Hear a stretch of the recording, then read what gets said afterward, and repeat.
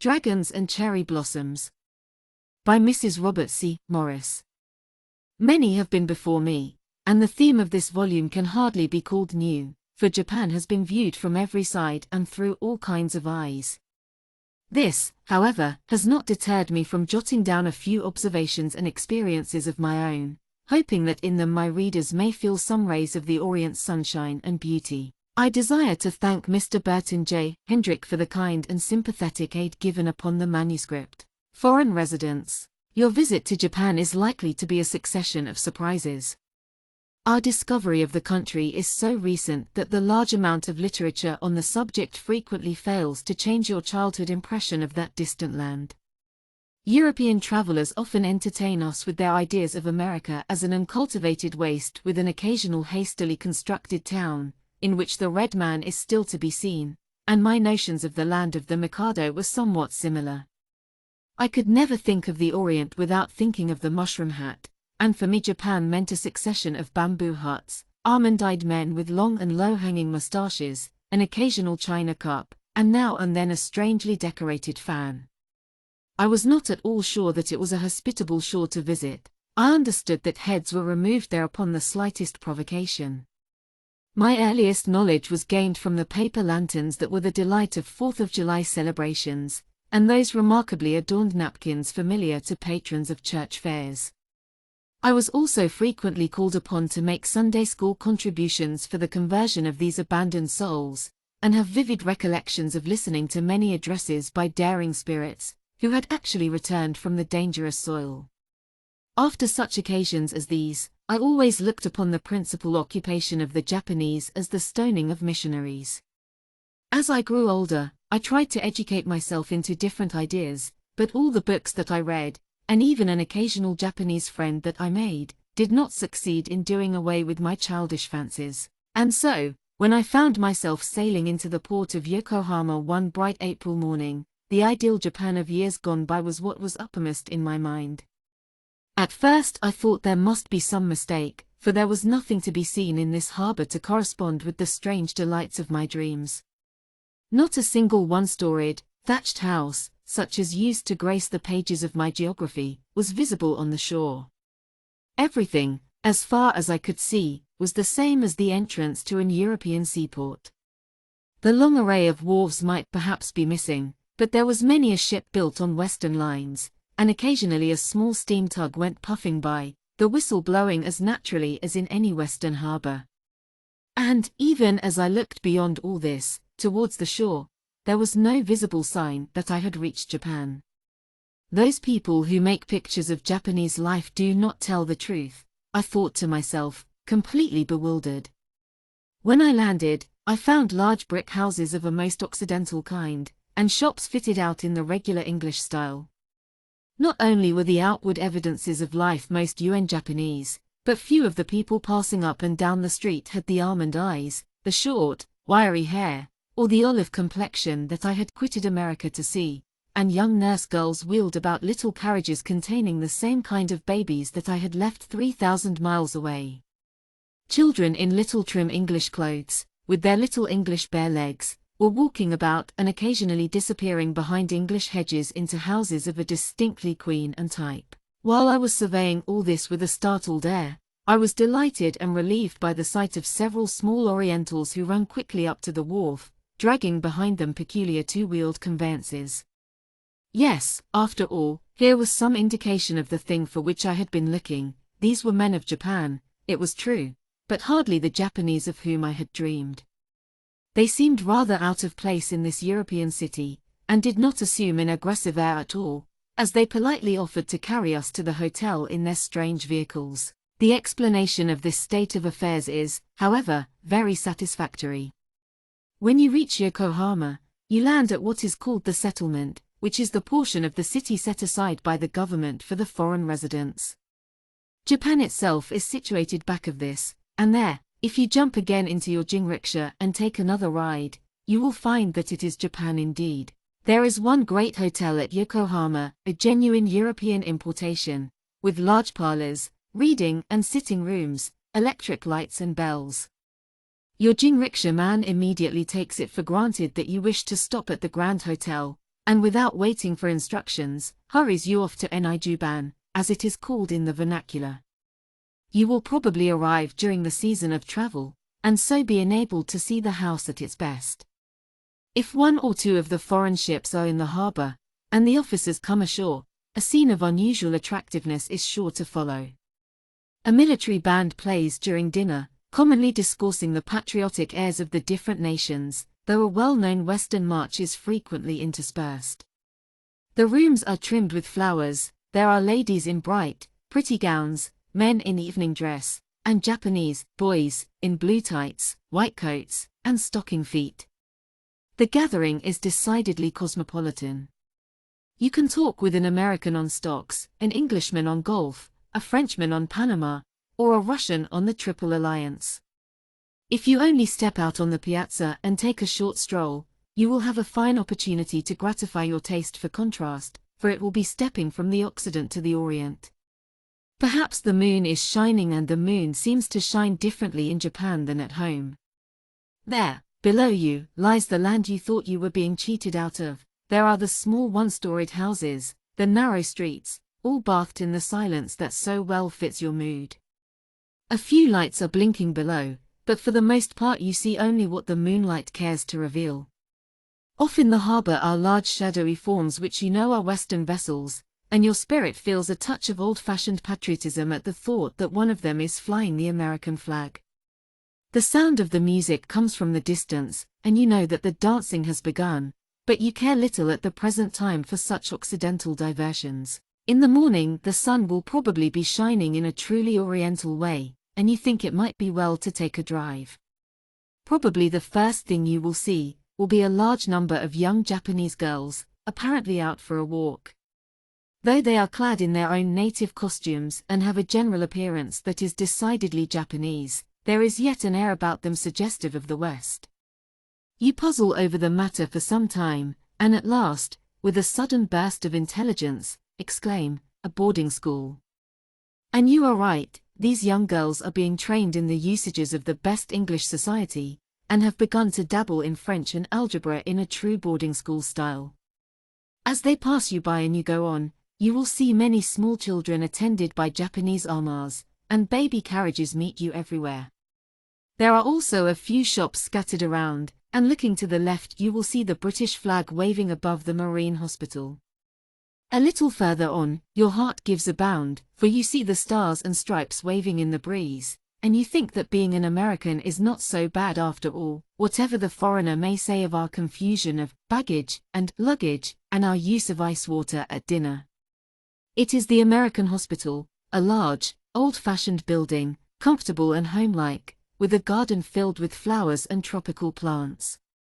You can look from here into the bay, and the ship so dimly perceived the night before, you see is the Baltimore. You keep in the road, pass more Queen Anne houses and pretty green hedges, and an occasional bungalow, and further on you meet a park that has been laid out by the foreigners. Here are more baby carriages and bare-legged children, and several prettily arranged tennis courts in which the players are enjoying themselves in a genuine English way. It is probably a holiday, and the people will soon turn out for a celebration. It is hard to find a day in Japan that is not a holiday. It is well to know this before you visit the country, or you will be very much inconvenienced. You will be likely to visit the bank, and be much surprised to find it closed. Why, you will ask a friend, and he will answer, it is a holiday. And what is the day celebrated? Perhaps the fall of the Bastille, perhaps the discovery of the gunpowder plot, perhaps Washington's birthday, the 4th of July, or one of the innumerable sacred days of the Japanese. The trouble is that there are so many different nationalities in Japan, each demanding that certain events be respectfully observed, that only on about 1/3 of the calendar days can business be transacted. It is a country of a perennial holiday. There are a great many ways in which properly to observe these occasions, and a large number of entertainments are arranged. If you wish, you can attend the theatre, not the anciently established institution of the country, but a genuine play, such as you sometimes see in the Occident. I qualify the statement because I think it's seldom that you will permit yourself to attend such execrable performances at home as draw crowded houses of intelligent people at Yokohama. They are given by strolling players on their way around the world, who stop at the principal Japanese cities and foist their wares upon a diversion-craving public. They entertain you with the misfortune of the Forsaken Lear, the mistakes and unavailing repentance of Bob Briley, the Ticket of Leave Man, or you may have the opportunity of weeping through 5 acts of East Lynne, or The Elopement. A minstrel show has been known to come ashore, and an exhibition of French marionettes is no uncommon sight. Perhaps your nature requires a different kind of excitement. If so, you may attend the races. These are carried on in the true English style, and are very generously patronized.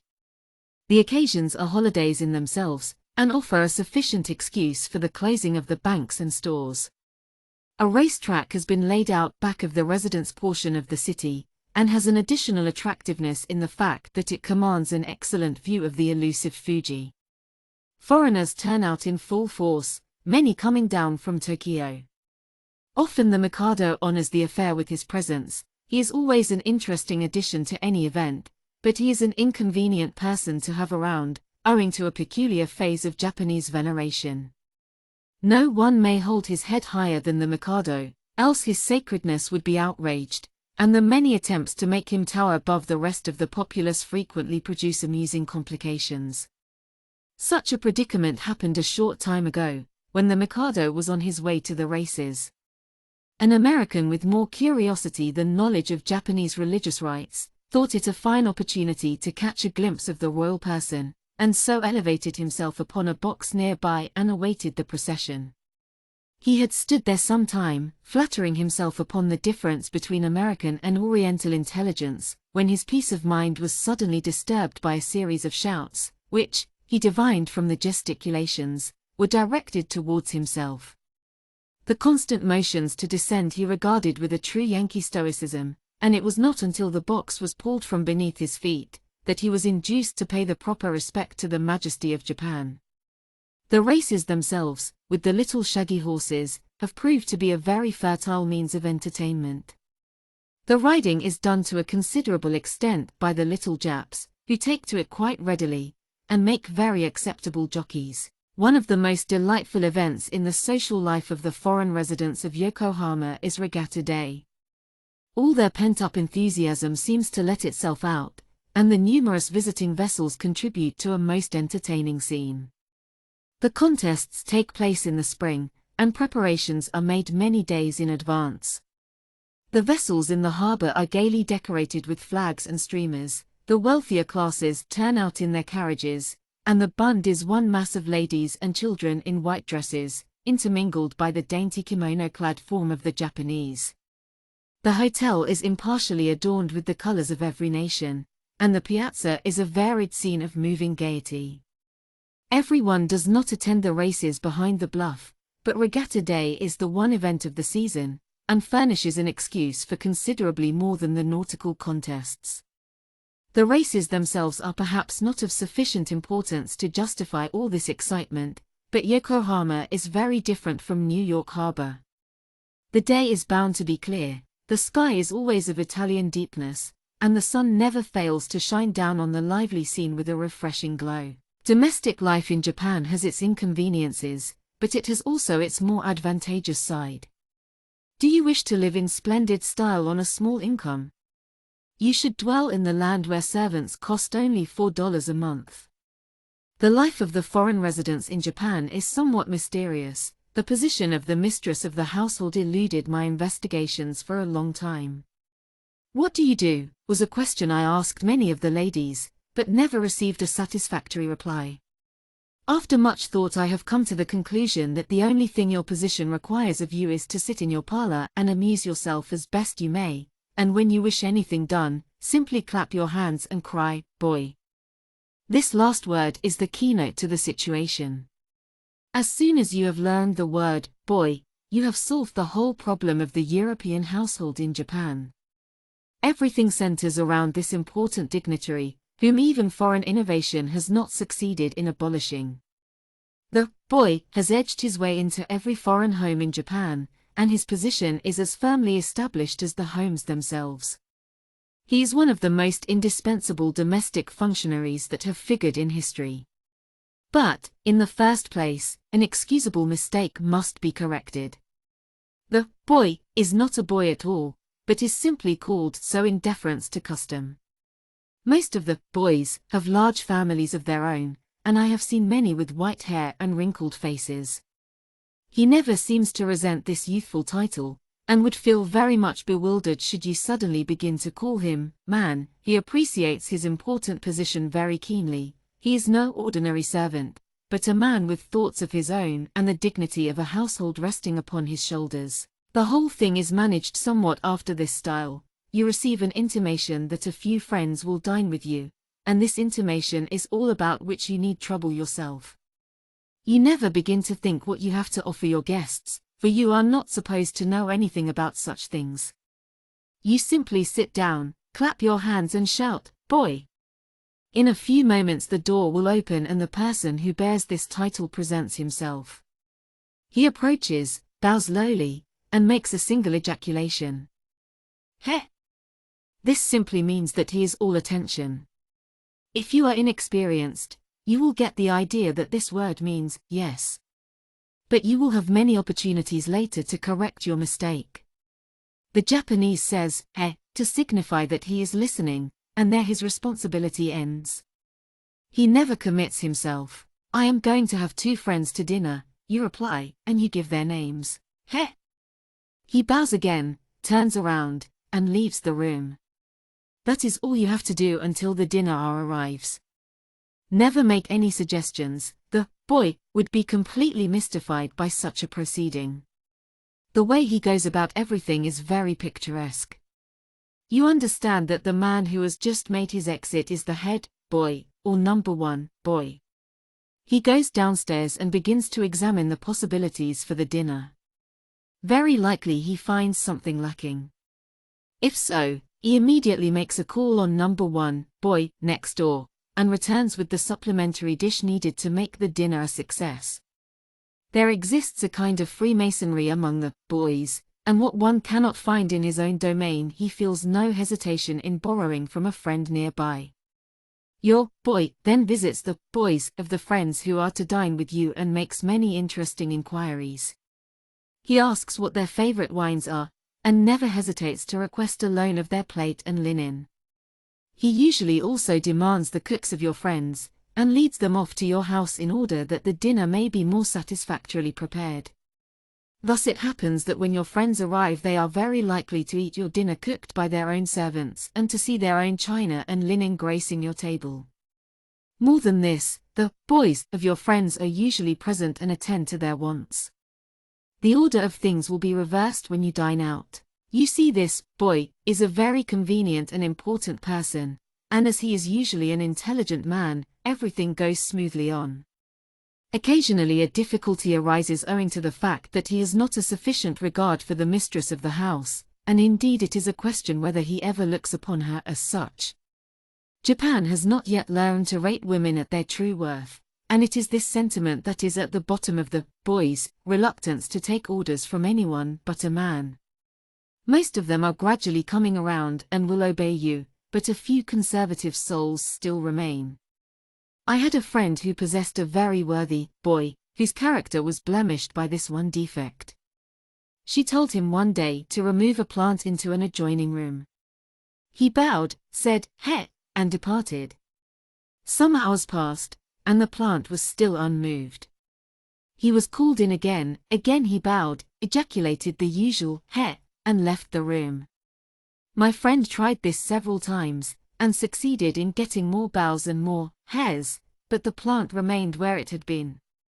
She spoke to her husband about the matter, who called in the boy, and told him to remove the object of the dispute. The boy bowed, said "Heh," took the plant and carried it into an adjoining room. When asked to explain his previous disobedience, he said, "I will do it if master wishes it, Heh," and with a profound obeisance he retired. Another great enemy to domestic life is what is known as the squeeze. This is not peculiar to the household, but is found in every part of the Japanese social system. The whole business of the country is run on a commission. Every time you buy anything, you have to pay several squeezes or commissions to the various people concerned in the transaction. No boy will run an errand without his squeeze, and he uses a great deal of liberty in your domestic accounts. Should you send him out to buy a bouquet of flowers, he would always charge you as well as the florist a squeeze in the reckoning. The butcher who deals with you has to pay him a certain amount, and of course you are the one who suffers in the end. This is altogether independent of the profit of the goods, and often is little more than a personal consideration. Foreigners have made war many times against the squeeze, but their efforts have been unsuccessful. It seems to be a second nature with the Japanese. It is one of those good old customs that they will not let die. I had an iconoclastic friend who resolved that there should be no squeezes to impede her domestic calculations, and who decided upon a reform. She thought that she would begin modestly at first, and hit upon the lamps to experiment on. There is a very humble person whose occupation it is to go from door to door and fill all the lamps of his customers, but his pay is not too small to necessitate a little squeeze to the head boy for the privilege. The lady in question decided to hire this boy directly, and for a time she thought the plan was succeeding remarkably well. One day, however, she found that her head boy had a pleasing custom of making a round of the lamps every morning and removing a certain quantity of the oil. By selling what he procured this way, he recovered the squeeze of which he had been defrauded. The specializing tendency of the people is another thing particularly irritating to those who live in Japan. Such a thing as a man of all work who goes around picking up odd jobs is an unknown phenomenon. You must have a large number of servants or you will get nothing done. A certain boy puts the coal in the stove and another cooks the dinner. But the boy who does the cooking would never touch the coal if you had a dozen guests waiting upstairs. It is a matter of caste, and one occupation is immeasurably superior to another, at least, in the opinion of him who practices it. You have a boy who takes care of the horses, but he would not understand you at all should you ask him to drive them. If a light needs turning up, and you request your head boy to do it, he would never think of obeying. He would rather run 2 blocks to fetch the menial whose duties are along that line. I was told a story of a lady on shipboard who requested her attending boy to close an open porthole. He answered, "Eh," and went out to search for the servant who attended to such matters. It took him 15 minutes to find him, but he finally led him triumphantly in, and the porthole was closed. It had never occurred to the former that he ought to do it himself. He had not been educated to that position in society, and it would have grated harshly against his sense of the fitness of things to suggest that he was fully qualified to close portholes. Every Japanese has a great pride in his task, knows his own place, and thinks that the greatest requirement of a virtuous life is that he does not interfere with the duties of others. Shopping. You will have many friends who will give you a great deal of kindly advice before you leave for Japan. On no point will their suggestions be as plentiful as on the mooted question of shopping. With a knowledge born of experience, they will inform you that these almond-eyed Orientals are not the guileless souls that they may seem, and that beneath all their gentleness of manners there lies a keen wit which will tax your American sharpness to the utmost. They may perhaps go further and descend to particulars, and you will have the opportunity of learning the number of tricks you will be subjected to and the large amount of wares that are being reserved until you land. All this advice you will carefully note, and think that when you start down the streets of Tokyo or Yokohama you have an advantage over your compatriots, and that you are secure from the dangers of early shopping in a new country. You have all the words of your friend in mind, and decide to wait several days before you make a single purchase. At about this point of your self-congratulations you will catch sight of a small 2-story building, and for some inconceivable reason be attracted within. Perhaps it is the dainty sign over the door, perhaps the smiling face of the host, who looks upon you with so inviting an air, perhaps the ever-attendant evil spirit of shopping that has begun to work his baneful spell. At any rate, in a short time you find yourself in a small room surrounded by a delightful collection of bric-a-brac, with a cup of tea in your hand and the happy face of the proprietor beaming down upon you. An hour or two slips by, and when you leave you will suddenly discover that you have ordered a large part of the merchant's wares, and that you have a neat little bill smilingly presented to you. It is not until you are in the street again, or perhaps easefully reposing in your room at the hotel, that the whole terrible truth flashes upon you. You have done just what you were told not to do, and just what you had considered yourself firmly guarded against. A horrible suspicion crosses your mind. What if all those charming things you bought belonged to the worthless class your friend had so conscientiously warned you of, and what if the genial smile of the merchant were but the mask of a deceiving heart? In a day or two your suspicion will have been confirmed. The goods that you so rashly purchased will be given as a present to your attending boy, and your shopping henceforth will become rather a scientific than an emotional affair. The Japanese are rapidly learning the proper use to be made of tourists, and are always ready to receive them. You will not have been long in your room when a gentle knock will be heard at the door, and a most obsequious Oriental will make his entrance. He will bow with the utmost profoundness, and present you with a card which contains his name and crest, usually in the form of a teacup or fan. You return his gaze as kindly as possible. He says, "Please you come see my shop," makes another bow, and retires. The whole scene is not unpleasing to you, and you are thinking it over as an interesting experience when another knock is heard. Another Jap of the same appearance as your former visitor now enters, makes a similar bow, gives you his card, says, "Please you come see my shop," and as gracefully takes his leave. If you are wise you will now determine to receive no more callers, for this sort of thing will be kept up all day, and you will have a varied assortment of cards before the evening comes.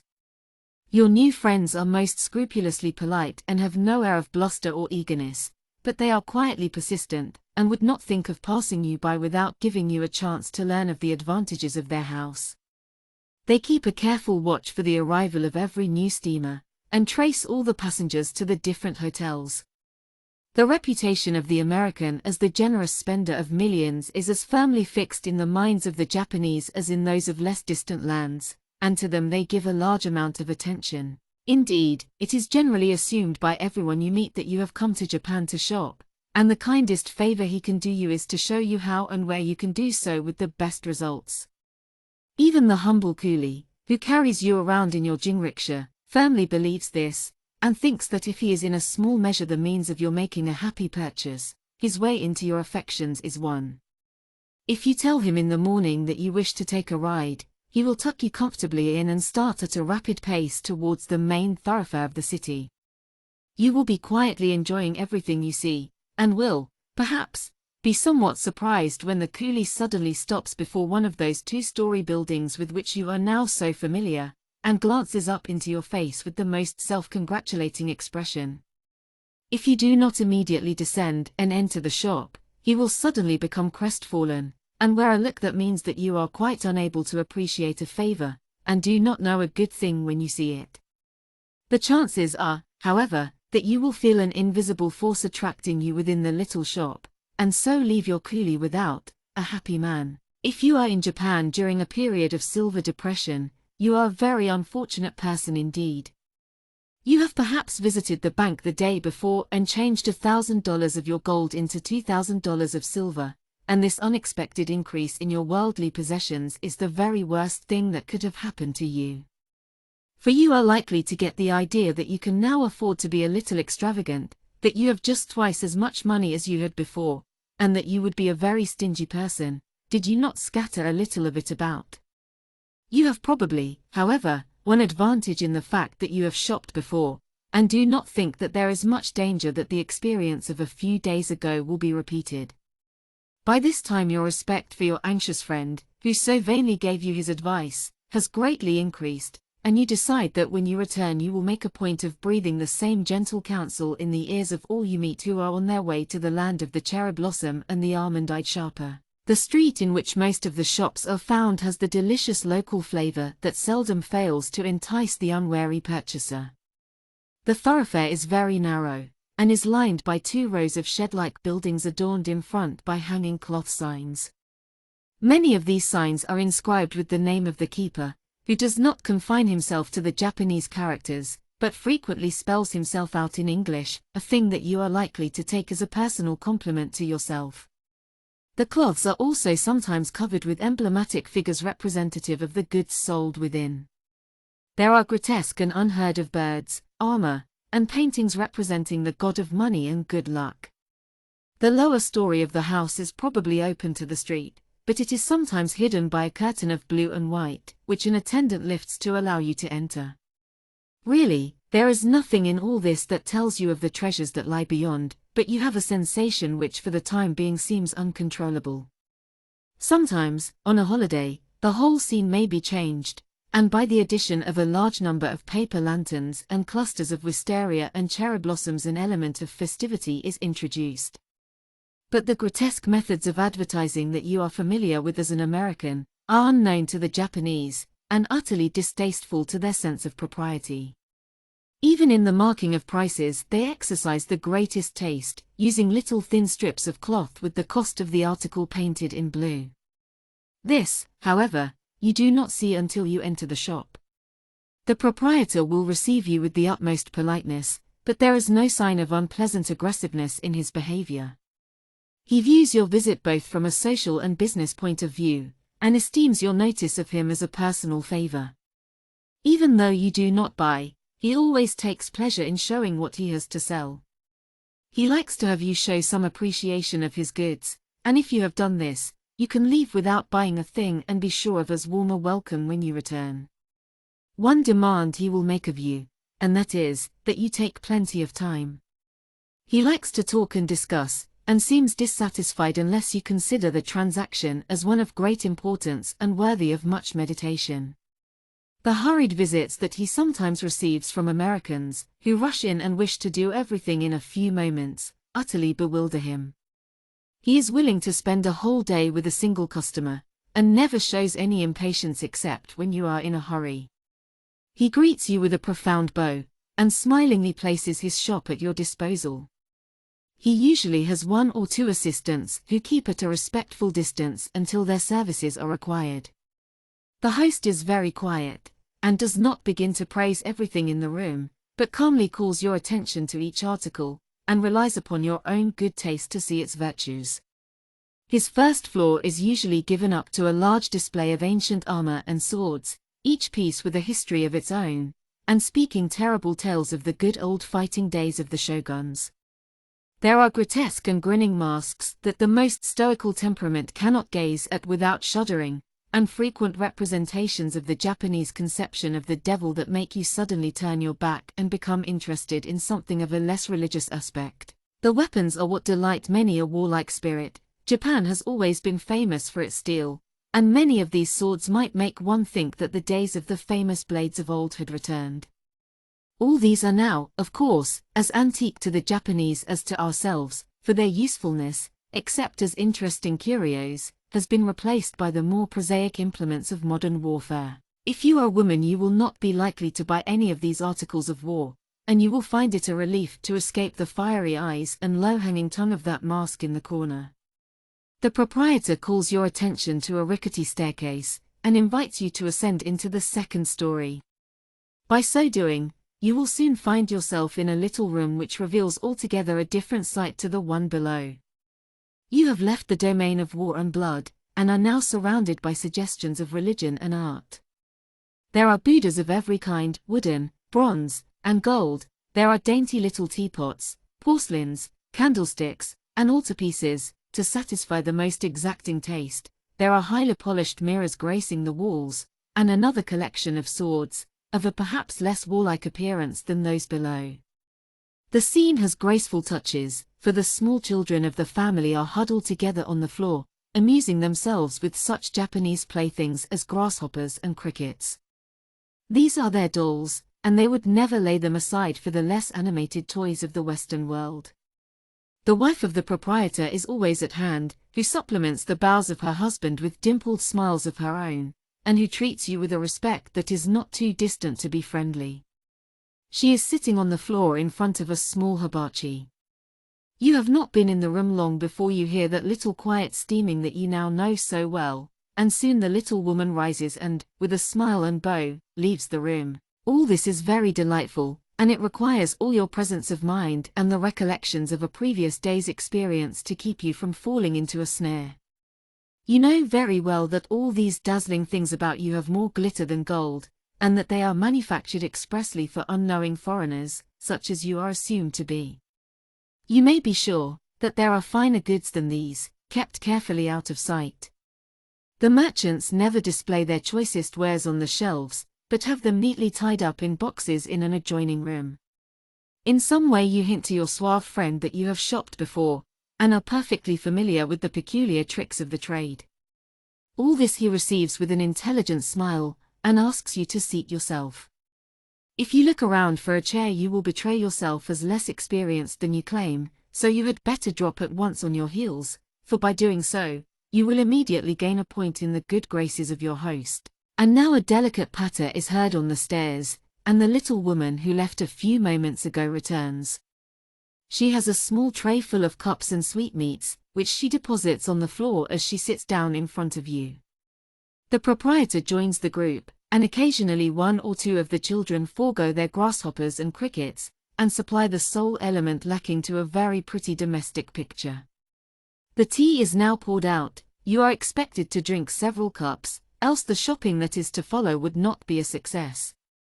The host says many pretty things, rejoices at the fact that you are an American, and thinks your country the crowning triumph of modern civilization. He trusts that your health is as good as your rosy cheeks and sparkling eyes would lead one to believe, and that nothing will happen to make your journey in Japan anything but one of the delightful memories of your afterlife. Meanwhile you sip the pale drink, nibble at the cakes and candies, think your charming new friend not the crafty schemer you know him to be, and are almost led to believe that you have come not so much on business as for the sake of making a morning call. But now the host claps his hands, and an attendant appears from a rear room, bearing several neat-appearing boxes in his arms.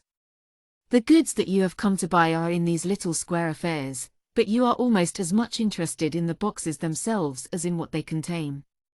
They are daintily made of light wood, and are not disfigured by the clumsy nails or cracks that do not annoy our less aesthetic merchant of the West.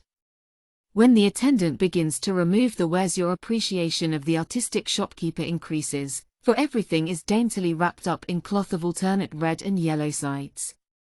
Japanese paper is of a much choicer kind than ours, but no self-respecting merchant would ever think of using it to cover his wares. You become very familiar with this yellow cloth before you leave the country, for it is as generally used as our less artistic substitute at home. Perhaps you know what you want and perhaps you don't, but it will make no difference to the proprietor, who prefers that you take plenty of time. He says very little in praise of what he puts before you, though occasionally he will unaggressively remark on the particular qualities of an unusually charming article of bric-a-brac or roll of silk, or drop a word on the depth of color and finish of a piece of gold lacquer. Nor is he willing to let an occasional piece of satsuma pass by without calling your attention to its delicate shade and crackle. This goes on for some time, until your eye alights on something that you must have, and then the most interesting feature of the performance begins, for a Japanese merchant is entirely out of harmony with the one-price system of the West, and would never think of asking the actual amount for which he will really sell his wares. He has his price, it is true, but this is only for those of small experience, and from others he seldom hopes to get more than 1/3 to 1/2 of what he asks. Never think, however, that you get the best of him, for there is always a limit below which he will never go. Friends of mine have reached this limit, and their most persistent efforts have never succeeded in making the shopkeeper less firm. They would drop into the shop morning after morning and renew their offer. The merchant would smile, but remain unshaken. If you stay very long in Japan you will become so accustomed to this haggling practice, that you will acquire a habit you will have difficulty in shaking off. When, after I returned home, a dry goods store clerk told me that the price of a certain article was $15, I could hardly keep from replying, "I'll give you 10. "How much will you sell me this for?" you inquire at last, perhaps picking up a piece of delicate bric-a-brac, which in your fond imagination you already see gracefully reposing on your library table at home. The shopkeeper looks at it sharply with his little eyes for some time, then answers with a smile. 60 yen. Your hands go up in horror. "What?" you frantically exclaim, But the merchant answers you with another smile. Your emotion, however, is as feigned as the shopkeeper's apparent firmness, for you know that it will be an easy matter to make him reduce the price, the main question being whether your limit will be the same as his. The chances are that he will take just about 1/3 what he asks, and make a handsome profit then. So, you with the proper spirit decide to take him at an even lower figure and reply, "I will give you 15. The dejected air that suddenly spreads over his face is the kind of which a Japanese merchant is alone capable. He gives a great sigh and gazes at you with a look that seems to ask if you were born without a heart. His emotion is so great that he may even rise, walk around the shop, and examine several of his dearly beloved curios that have not been subjected to such outrageous treatment. He will soon return, however, and, with the humblest voice in the world and a sadly withered smile, announce his ultimatum. We'll give for 30 yen. You shake your head, push the rare object aside, and rise. You do not intend to go, but you begin to look at a different line of goods. The shopkeeper has not lost his politeness, and he takes the utmost pains in showing a large number of things that he knows you never intend to buy.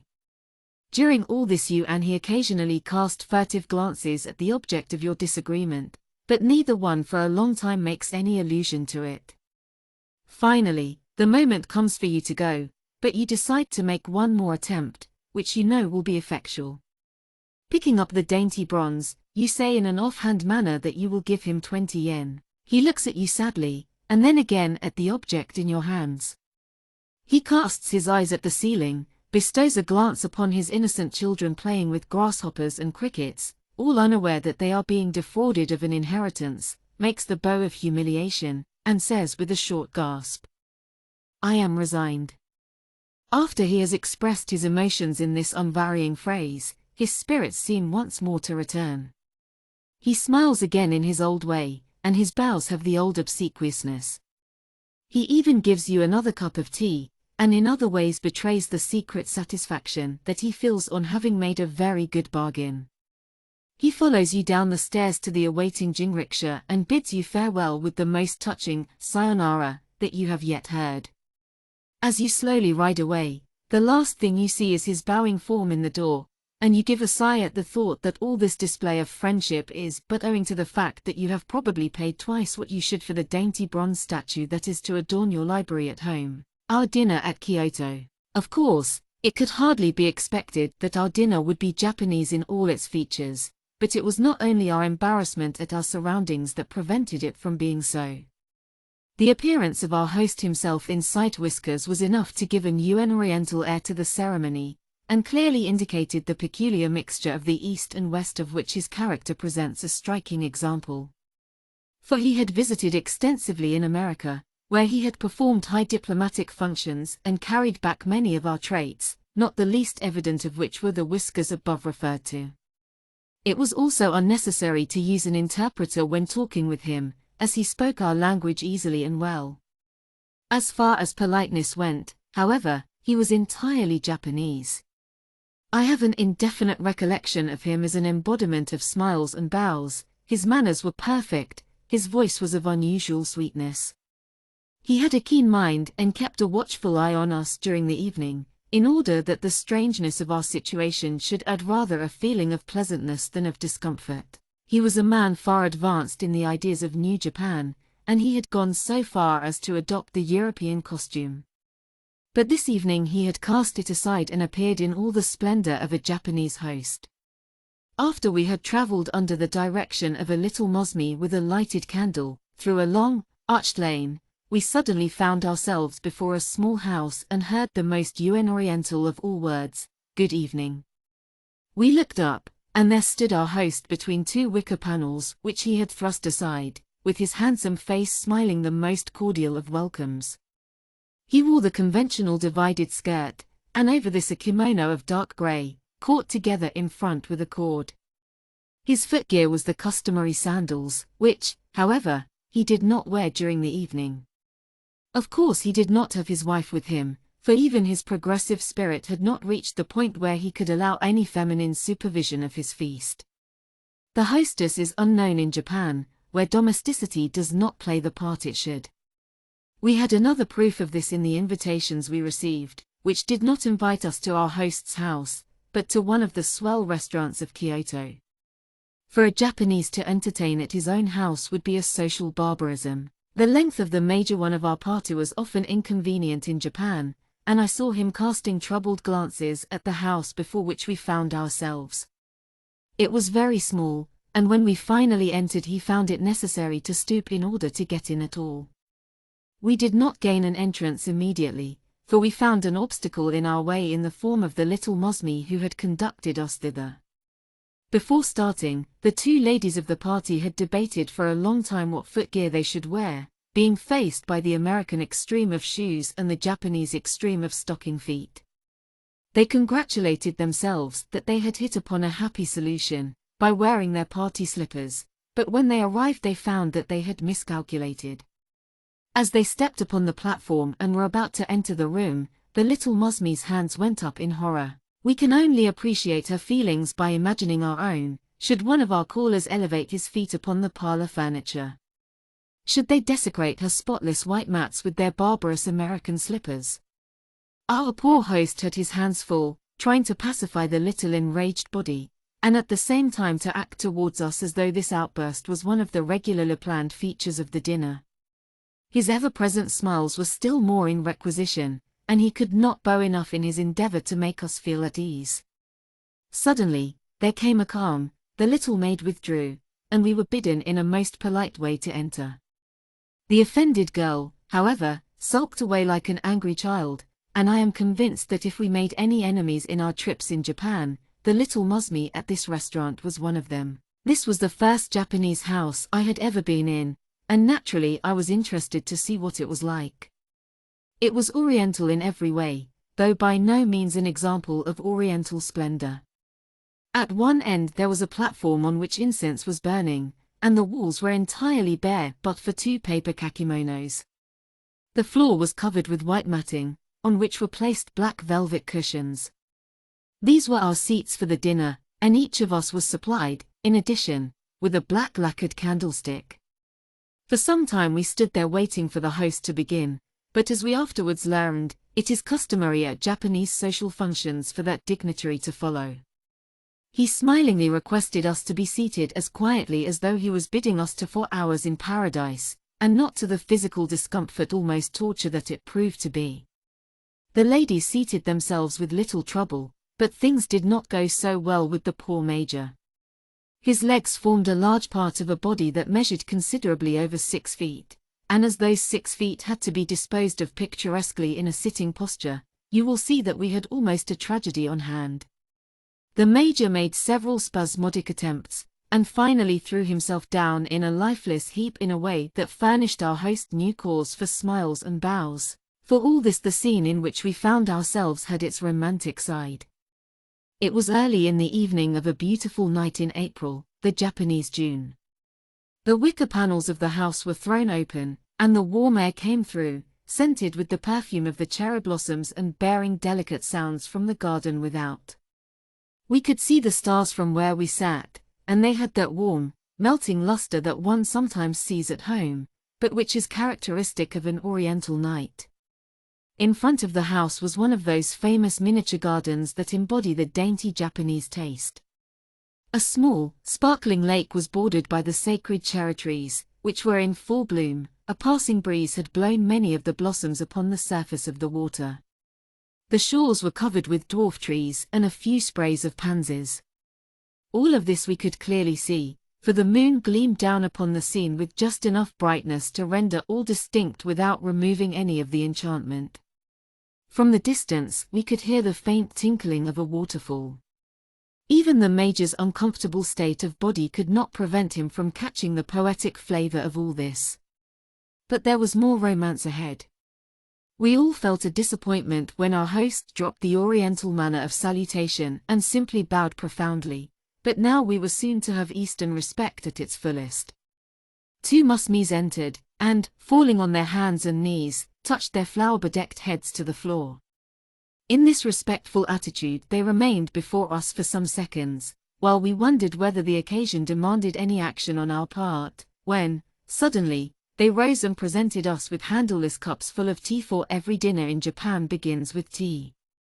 I looked at the host in despair. "Ah. I will explain," he said, with a laugh, and he did so.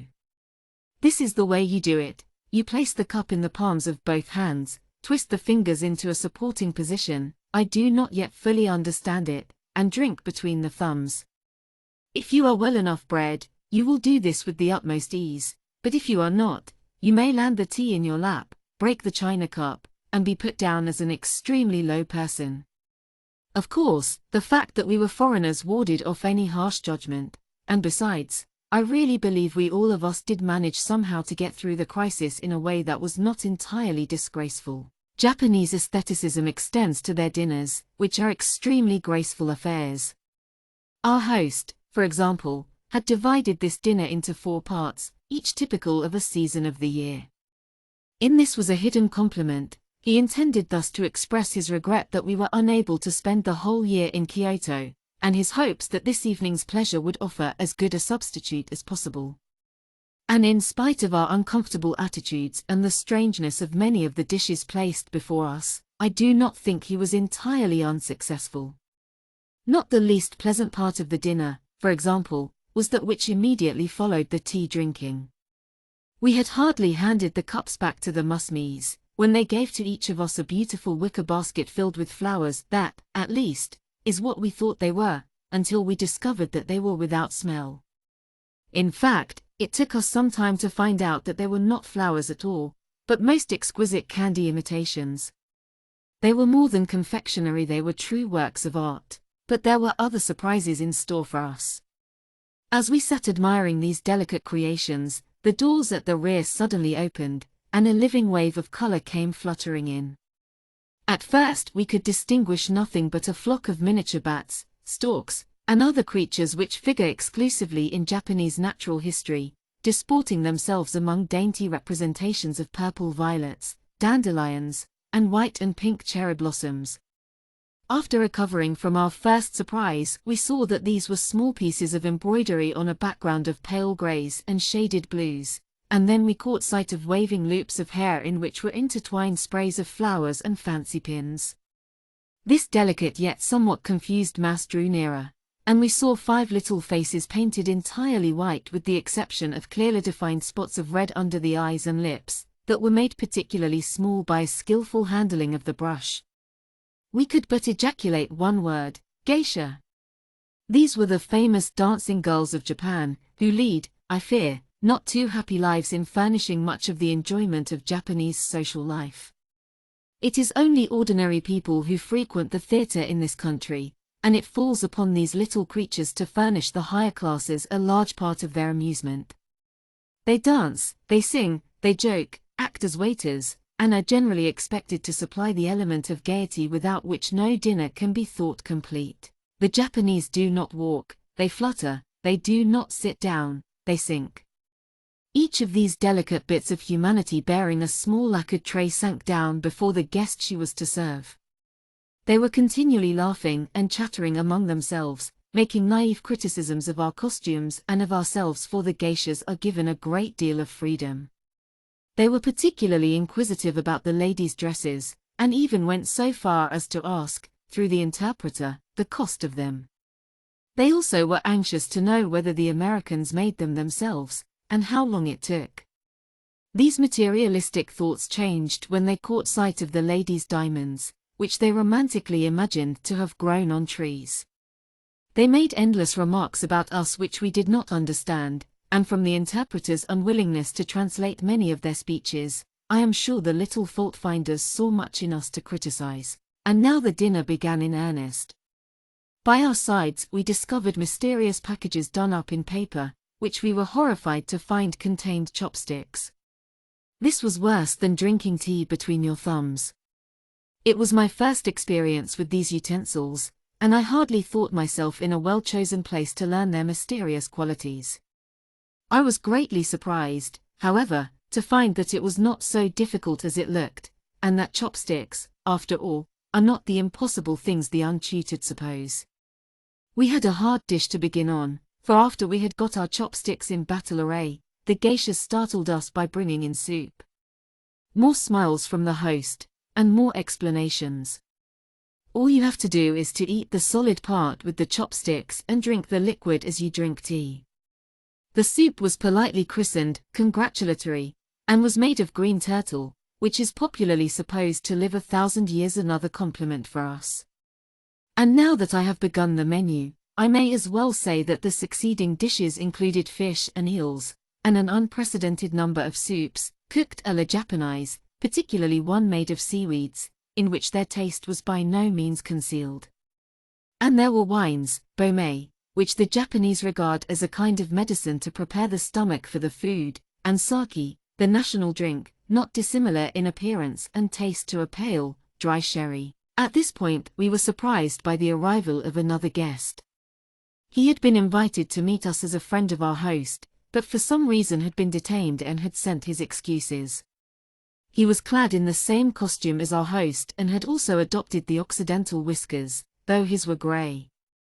He was not sufficiently Europeanized, however, to omit the Japanese salutation, and consequently prostrated himself, on all fours, before us. He further mystified our minds by presenting each of our party with his card. We looked at our host in despair, who explained that it was customary on such occasions to exchange cards. But we had failed to bring any along, and therefore had to apologize ourselves out of the difficulty as best we could. Of course, our excuses met with the customary smiles.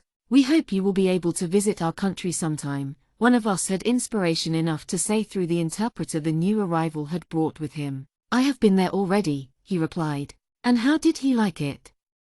"It is a very beautiful country, and I hope to go back again sometime." Though the conversation was satisfactory, the inconvenience always occasioned by the use of an interpreter prevented it from being very lively. The next remark I remember was from the Major, and was not of so suave a kind. "Say, if I have to sit here much longer, I shall never be able to use my legs again." All the evening he had been attempting to gain relief by a constant change of position, but his efforts did not seem to have been successful. We all of us were somewhat tired, but the Major had a great deal more to be tired than we. He had to compose himself, however, for one of the most distinctive features of the dinner. There was a slight pause after his remark, and we began casting glances at one another and wondering what was to come next. The pause at an American dinner we should consider an awkward one, but our host did not seem to entertain any such idea. Suddenly we heard two snaps that apparently came from stringed instruments, and at the same time the panels in a rear room were drawn aside. We were taken somewhat by surprise, for we were not acquainted with the fact that a small theatrical performance is one of the usual accompaniments of a Japanese dinner. Two of the geishas began to play on the samisen, the Japanese banjo, and the koto, a kind of elongated harp, picked with ivory tips. At the same time one of the girls came out in the center of the room, and we had our first sight of Japanese dancing. While she went through the movements of the Rain of Spring, the two girls with the instruments began singing in that falsetto key which it takes an educated taste to appreciate. They sing so shrilly and the notes they strike are so unnatural, that it becomes a very painful exercise, and will frequently bring tears to the performer's eyes. And how about the dancing? One who is accustomed to the serpentine mazes of our Occidental skirt dancers and who likes that sort of thing, may find it hard to enter into the spirit of her Japanese contemporaries, but if you delight in gracefulness in any form, these little geishas cannot fail to please. Their costume plays an important part in the series of posturings that makes up the dance, and no small amount of the success achieved depends on the proper manipulation of the fan. You can get the best idea of what it is like by imagining a succession of dainty tableaus in which the changes are made before your eyes. After sitting in a Japanese posture on American legs for 4 hours at a stretch, it was with some difficulty that we finally arose and prepared to leave. As we went out into the night, we were followed by a veritable chorus of sayonara, which is the Japanese word for goodbye. We were somewhat surprised to be followed by the little musmies, bringing as gifts, neatly tied up in boxes, that portion of the dinner we had not eaten. There is something delightfully original in that idea. The smiles and bows of our host were succeeded by those of his friend, whom he had sent to escort us safely home. His courtesies did not stop here, for he called on us the next morning to thank us for the honor we had done him in accepting his invitation to dine, a notable expression of the refinement of Japanese politeness. The night had grown still more beautiful during the 4 hours we had spent within, and we caught many interesting glimpses of local color on our way to the hotel. The air was warm, the sky clear, and the brilliantly lighted parks were filled by proud Japanese fathers and mothers with their prattling children. Men and women were stopping under the cherry trees that were in full bloom, gazing upon the sacred blossoms that have been dear to Japanese hearts for so many centuries. We went by one of the temples, standing on a hill, the approach marked by a succession of bright red gateways. Under the light of the moon, this ancient structure, which for ages has been the heaven of aspiration and love for so many hopeful spirits of this land, had an air of the utmost impressiveness. The whole scene made us forget that we had been sitting for 4 hours on our heels, and called to our minds the fact that we had had one of the most enjoyable experiences of our lives. Mayako Odori. We suddenly found ourselves before the entrance to an unfamiliar by-street, and turned to our guide to inquire the meaning of what we saw. The huge red lanterns hanging in a perpendicular row from 2 high poles evidently had a significance about which we were in the dark, and the exhibition of haste, which we observed on the part of these leisurely Orientals, surely was inspired by no everyday event. The girls were looking their prettiest with their hair filled with flowers and their pale grey kimonos tied with that magical sash knot, which is the despair of their Western sisters. Along with them trotted their smaller brothers in bright-colored flowing robes, their little heads cropped close with the exception of a solitary tuft. Fathers and mothers of sedater age and deportment displayed an eagerness that was equally strong, if more quietly marked. Our attending coolie informed us that we had hit upon a festival that has particular attractions to the foreign eye. You have probably heard of those sacred cherry blossoms that are so dear to the hearts of the Japanese, and which, with the chrysanthemum, are their chief floral pride. It is true that meddling foreigners have said that they are not cherry blossoms at all, but that does not seem to prevent the delicate mingling of pink and white from being a very beautiful flower. It is in the month of April that they are to be seen at their best, and it is then that this aesthetic people assemble in different ways, and touchingly illustrate the part that these flowers play in their lives, for the Japanese without their cherry blossoms would not be the Japanese at all. When, therefore, the coolie informed us that all these people were on their way to see the famous cherry blossom dance, we lost no time in mingling with the throng and following it down the lane-like street. Everything here was a maze of Japanese forms clad in their daintiest robes, and Japanese faces flushed with eagerness and anticipation. Though aesthetic before everything else, the people have a keen eye for business, and the street was lined with booths full of knickknacks and toys of every kind. And here also were whole families picturesquely seated on their heels, sipping the everlasting tea. Pushing our way through the crowd, we drew up before a platform-like entrance, and were immediately met by one of the attendants, who presented us each with a pair of enormous white duck shoes. If you travel long in Japan, you will become accustomed to this sort of thing, and cease from experiencing any embarrassment or indignation at being requested to remove your footgear before stepping on a Japanese floor. The irreverent foreigner, however, unaccustomed to walking around in stocking feet, does not always see things from the Japanese point of view, and it has therefore been necessary at the temples and places of public amusement to have a stock of these ungainly foot coverings for his benefit. The measure, of course, is a conciliatory one, and is intended to smooth the ruffled feelings of the Westerner without at the same time scandalizing the sensibilities of the Japanese. We had had many similar experiences, and so lost no time in encasing our feet in a manner that would ensure us entrance into the theatre, even though it might detract a little from our dignity. In the small lobby in which we found ourselves were a number of Japanese enjoying the national attitude of repose, and quietly waiting for something to turn up. The other end of the room was occupied by a counter on which was displayed a large collection of fans made of artificial cherry blossoms, similar to those that were afterwards used in the dance. These are exhibited in a large measure for the benefit of the foreigner, who is expected to make generous purchases. All the while we could hear notes of that unmistakable Japanese music coming from beyond a small wooden door, mingled with weird voices and unclassifiable sounds. We began to fear that the dance had begun before our arrival, and that we might miss the best part of the show. We signified our wish to enter by pounding on the small door, but it was securely locked, and those on the other side treated our emphatic demands with oriental disdain. As we had paid our admission fee, we began to get indignant at this kind of treatment, but it is better not to get indignant at such things in Japan. Besides, the explanation was quite satisfactory, as one of the attendants told us that it was a fixed rule never to interrupt the performance by the entrance of new spectators, and, therefore, anyone who came late must wait until all was finished.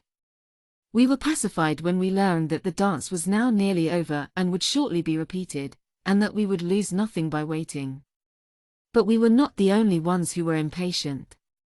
There was one little Jap accompanied by his mother, who, after a careful search, finally succeeded in discovering a small crack near the floor, to which he applied his eye in much the same fashion that his penniless Occidental cousin watches the progress of a game of baseball, and evidently with the same emotions, if the glances of delight which he occasionally threw towards his mother might serve as indications. Suddenly the music ceased, and the crowd began to push in. Japanese crowds are particularly noted for their good nature, and our progress into the theatre was the occasion of many sprightly jokes from the local wits, which were evidently very good, for they were received with bursts of laughter. We soon found ourselves in a front seat of a small gallery, with a three-sided stage before us. This gallery was reserved for those from over the seas and for those of the higher classes of Japan. Below in the pit sat those of humbler station, making themselves as comfortable as possible with their cushions spread out on the floor.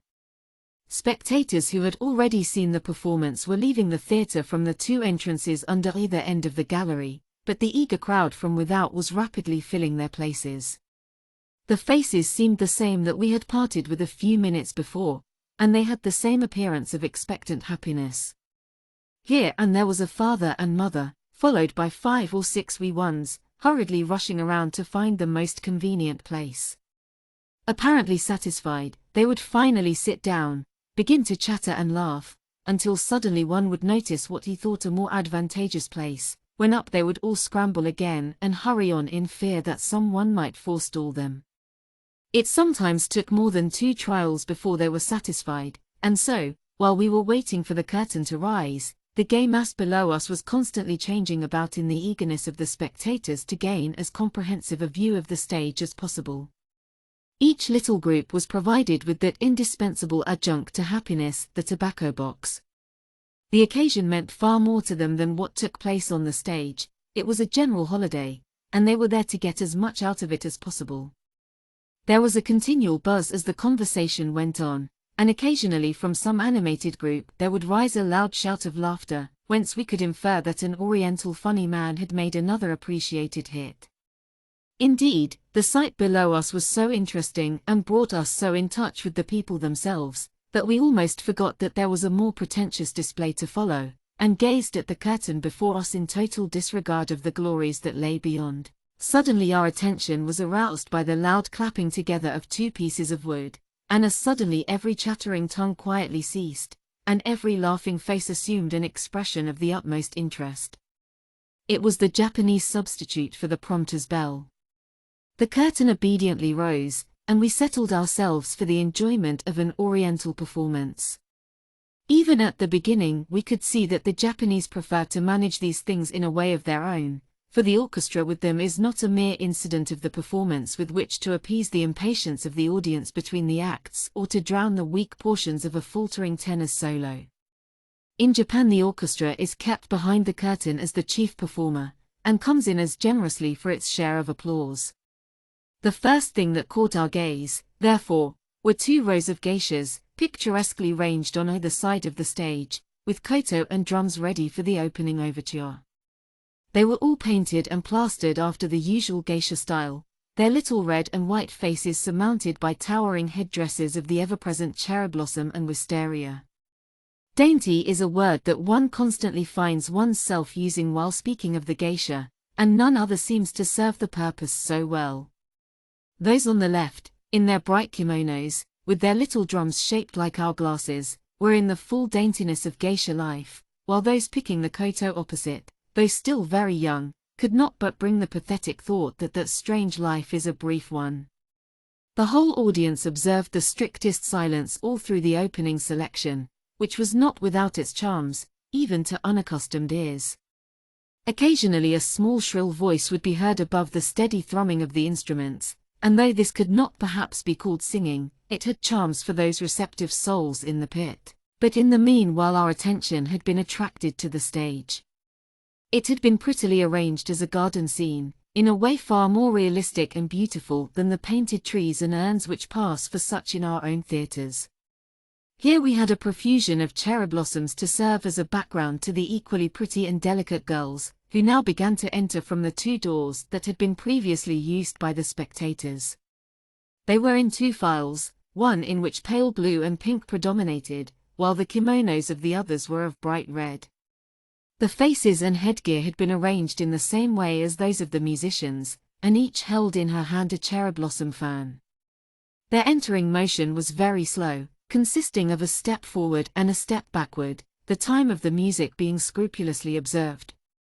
In this way they proceeded up the middle of the stage, where they parted and formed in line on the sides, meeting again in the center. They were now ready for the dance to begin. The word, dancing, in its Western interpretation, can hardly be applied to the graceful body motions which satisfy the more subdued taste of the Japanese. The nearest thing that our stage can offer for comparison is the march, more spectacular than artistic, in which glistening helmets and emblazoned shields and swords play so large a part. In place of the knightly helmet these Japanese use their cherry blossom headdresses to good effect, while their less aspiring minds are satisfied with a fan instead of a sword. They have large flowing sleeves which they are constantly waving with a motion not too slow to be picturesque, and they can bend their little bodies in a way that their Western rivals have yet to learn. They toss their heads backwards and forwards in a very graceful and captivating way, and make any number of gesticulations with their sleeves, holding them in all conceivable positions in front of the face, back of the head, or stretching them out at arm's length as a bat does its wings. At times the marching and countermarching becomes delightfully confusing, the stage being a mass of slowly waving color, from the midst of which a large number of cherry-blossomed crests can be seen and an occasional smiling white-plastered face. The dancers do not show the slightest traces of fatigue, and when the curtain is rung, or to be more precise, clapped down at the conclusion of this first act, they seem as fresh as when it began, and a little disappointed that they are obliged to pause for a short time. Another clap, and up went the curtain again. The scene shifters had been working hard during the interval, and produced a charming change for the second act. We thought at first that we were to have an Oriental version of a well-known scene of Italian lovemaking, for here was a Japanese house with bow windows and balconies that would have delighted the eye of the most fastidious Romeo. But there were only Juliets in this play, and they made, after all, a satisfactory use of the windows and piazza, though they relied simply upon their own charms for their success. Now one tiny form would appear in a window, now one would step upon a balcony, and another somewhere amid the trees would smilingly gaze upon her sister above. There were no carefully memorized speeches of blank verse, but the scene was full of that clever geisha sentiment that can be so charming. Each little actor became her own poet, yet there was no need of words to make us feel the happy spirit of romance inspiring her unrestrained heart. The atmosphere of gaiety was not confined to the stage but found its way into the delighted souls in the pit, and scarcely had the curtain descended when they seemed to feel it their duty to give a performance of their own. The children began to run about, pull each other by the sleeves, roll around on the floor, all to the accompaniment of ceaseless tittering and all with the utmost good nature. A wrestling match formed the diversion of one group gathered around two diminutive athletes of local reputation, who were tugging savagely at each other with the utmost disregard of usual athletic rules. The pit was not without gymnasts of its own, who turned somersaults and handsprings in a way that must have shocked the more refined taste of the gliding geishas. While all this was going on, the more dignified members of the family were sitting on their heels, smoking their pipes in a stately manner, and occasionally bringing forth materials for a light lunch. This would have a greater attraction than the trials of athletic skill, and even one or two of the most successful turners of the somersault made a pause in their gyrations to watch the progress of the meal. My attention was so occupied by the busy throng below, that it was not until I felt a gentle tug at my elbow that I was aware that I had a visitor at hand. I turned and saw a smiling white-plastered face, surmounted by tall sprays of cherry blossoms, gazing up into mine. It was one of the geishas, who had left the stage and who had quickly selected a foreigner on whom to bestow her favors. And yet, I like to think her attentions were not merely of a perfunctory kind, and that she was drawn towards me for other reasons than because it was the way in which she had been trained. Her actions surely had not an artificial air, and the continued smiles which she showered upon me seemed to be sincere. She did not feel the least embarrassment, and kept talking on in her sweet little voice as though I understood everything that she said. And a great deal of it was perfectly plain. When, for example, she glanced up into my eyes in such a meaning way and let drop a few dulcet words, could my woman's nature refuse to understand the little flatterer? She was amused by the ornaments on my hat, and smoothed my hair in a most caressing manner. When she tired of this, she called my attention to a small tray at my side, which I had not noticed before. From this she took a cup of tea in her delicate little hands and offered it to me. I drank it with the utmost readiness, and did not stop to think that it was the bitterest thing that had ever passed my lips. This was the real object of her visit, and with another smile she gathered up her tray and passed on. I gave a sigh as I saw her go through the same thing with another lady not far away, and apparently with the same sincerity and feeling. With an equal tenderness would she clasp her hands, and crushing stroke to feminine vanity gaze into her eyes with the same admiration as she had into mine. And now, for the first time, I noticed that there were several geishas in the back part of the gallery engaged in making the bitter potion I had tasted under such romantic circumstances. This is no everyday occurrence, and it has a long history that gives it a far from vulgar interest. Perhaps you think that our teas are of native origin, and that they are an invention of modern times, but you are mistaken. In the 16th century there lived a mighty man in Japan, named Hideyoshi, and he it is who must bear the burden of those social functions about which the men say so many unkind things. For in his effort to lighten the cares of state and lessen the tedium of his life, Hideyoshi, after much careful thought, decided on the following plan. He gathered to himself several of the choicest spirits of the realm, to whom conversation was a developed art and wit a perennially flowing spring, and said, I hereby establish an entirely new form of social diversion to be known as tea. In so doing, I have a careful eye on those who shall follow, and particularly those of other lands, who shall shower their blessings upon me to the end of time. So come, my friends, gather around, and in the words of an unborn poet, giggle, gobble, gabble, and git. Probably this last allusion was a mere pleasantry on his part, and had reference to the degenerate forms in which we should receive the ceremony. Hideyoshi had no feminine hands to assist him, Japan at that period of its history not kindly favoring budding debutantes. He went about it himself in this way. He took a piece of purple silk and carefully cleaned each article to be used, folding and refolding the fabric in a most deliberate manner. He then heated a bowl with hot water and placed in it a spoonful of the green powder that the Japanese call tea. Nothing remained but to put in the boiling water and to serve the bitter result. With a most profound bow he passed this around to his guests, giving each at the same time a small cake with a taste rather suggestive of dry ginger. The affair was a great success, and was taken up with readily by the most exclusive sets of Japan, and passed into modern times. It is called the Seichei no Yu, and the Japanese regard it with a reverence that makes it almost sacred. The day was now drawing to a close, and the theatre was gradually becoming dark.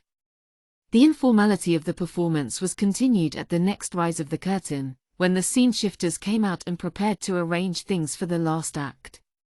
They were not visible to the spectator, however, because they had on black gowns and black masks, and because the Japanese have a very lively imagination. But to us, not so happily endowed, These men's somber costumes did not prevent them from being seen, and we watched them with considerable amusement and interest as they solemnly went around, preparing the stage for the finale. Everything was darkened, and when the geishas again appeared, they each held a candle in one hand and a spray of cherry blossoms in the other. Enormous clusters of this flower seemed to fall from the wings in one mass, barely leaving room beneath for the little girls to go through the concluding steps. The dance that followed was even slower than the former, and was accompanied by a still weirder music, the finest we had yet heard in Japan. Everything had an air of strangeness and unreality, and we felt indeed that we were in a different atmosphere than that in which we had spent our lives. Slowly the brightly clad geishas moved around the stage, the white blossoms gracefully waving in the air, and still more weirdly rose the threatening tones of the koto. We were aroused from our enchantment by the gradual descent of the curtain.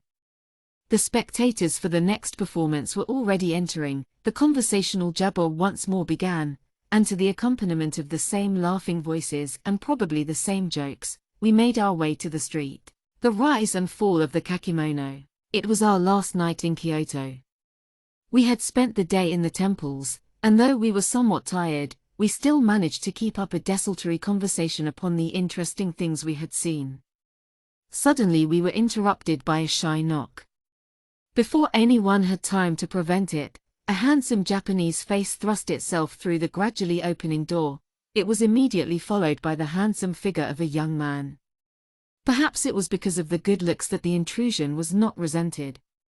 The newcomer possessed large brown eyes, bushy black hair, and beautiful white teeth, and in addition to this spoke English. Can look see some of goods. Have very beautiful things. This is the way they teach it, or, at least, learn it at the mission schools. The speaker continued, would Madam be so kind as to glance at the charming wares at present gracefully reposing in a pack on his shoulders? They were something out of the usual run, and he had brought them especially for her inspection. To tell the truth, Madam was very tired, and murmured an objection, but a beautiful face has always touched her artistic sensibilities, and here was one of the finest she had yet seen in Japan. The newcomer seemed to notice this, for he entered without more ado. He immediately dropped to the floor and began to unpack his bundles. We were all soon interested in other things than our visitor's face, for he had hardly begun to display his wares, before we saw something novel ahead. Japanese peddlers usually have an innumerable collection of small boxes, but our friends were larger and heavier and of a much richer kind. With the usual number of bows and smiles he began to reveal his treasures to our gaze, when we were honored by the entrance of a small counterpart of himself, who had evidently been waiting outside until the coast was clear. Apparently they were brothers, and together they began to arrange their merchandise in a way to catch the American eye most temptingly. We had already seen many of those hanging pictures which figure so prominently in Japanese art, but nothing of so delicate a texture as those our visitor now laid before us. They were for the most part representations of religious emblems, but there was one of a more secular kind of which the young man was particularly proud. It was rather large, with a dark background on which was exquisitely embroidered a tall, white cock with head erect, crowing to his heart's content, and strutting about in all the majesty of a flaming red comb. But this was only a beginning. Evidently our friend had brought these merely to see whether we were people of taste and could properly appreciate the untold treasures he had at his command. In his Mikado's English he informed us that our artistic eye had touched him profoundly and had caused him to call to mind a kakimono of unparalleled beauty, that would delight us still more.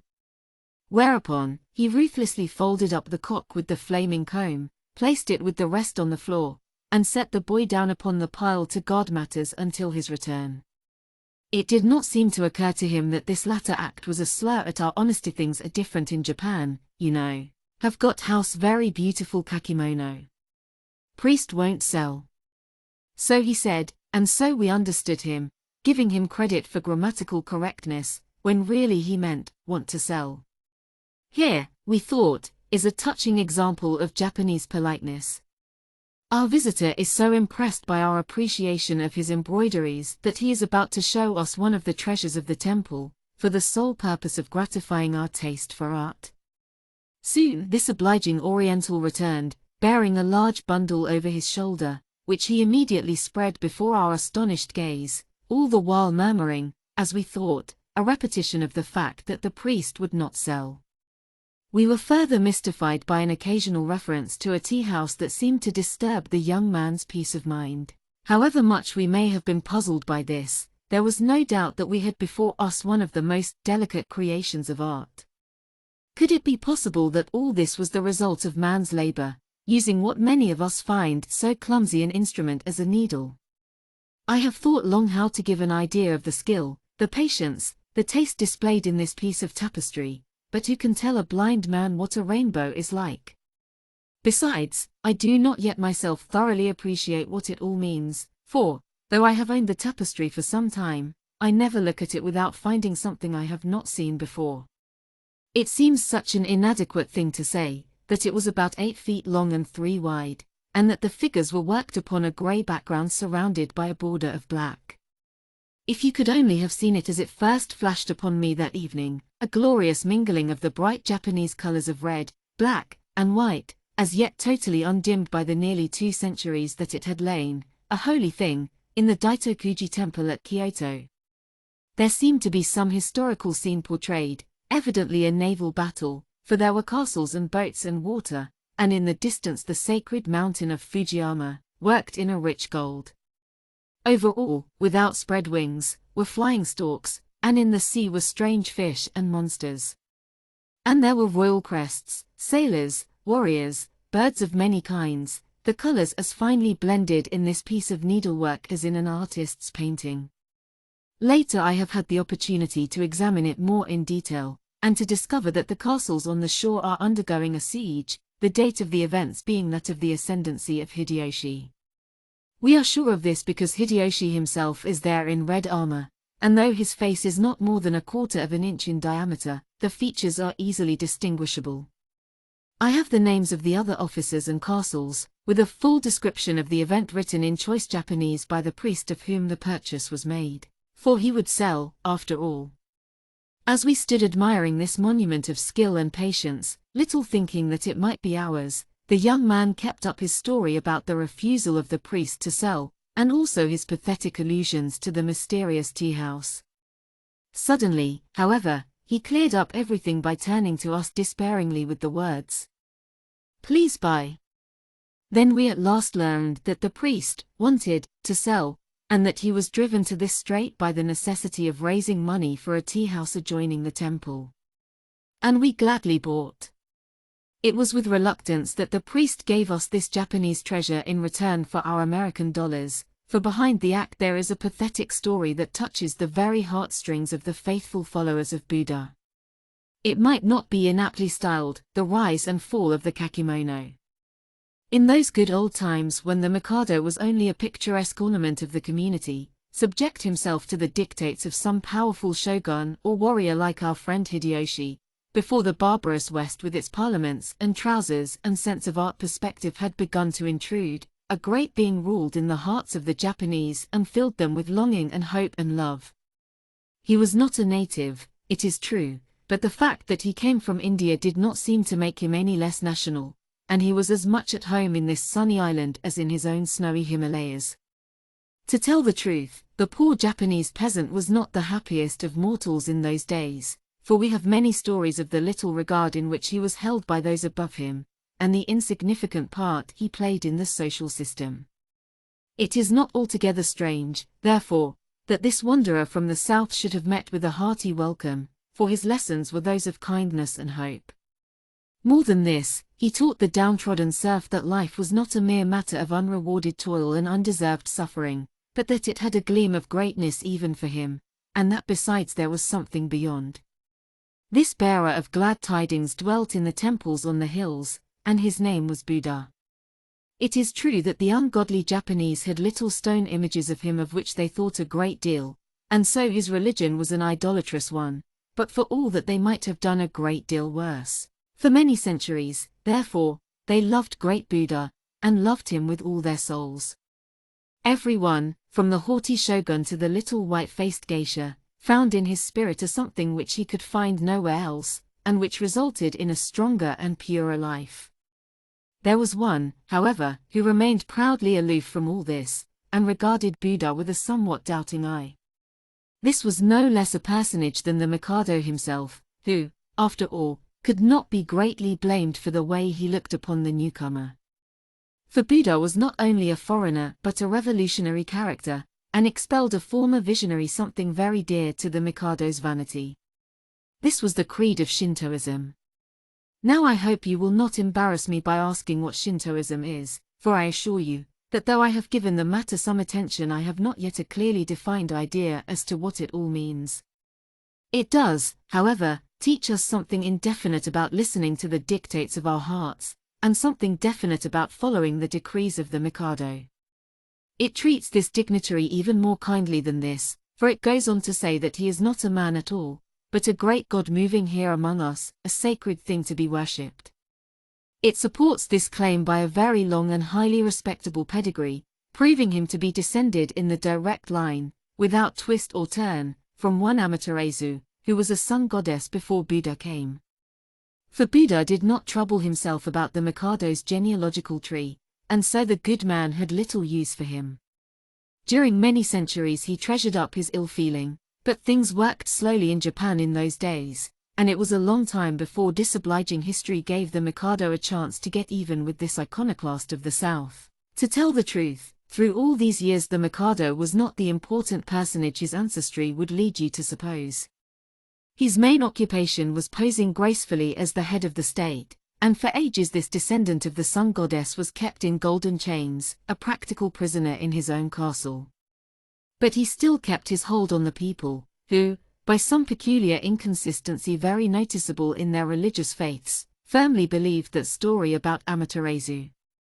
This, however, did not in the least affect their warm love for Buddha, of which they gave evidence in many ways. They built many temples, which were approached by a series of handsome torii, or stone gateways, and which were regularly attended by priests.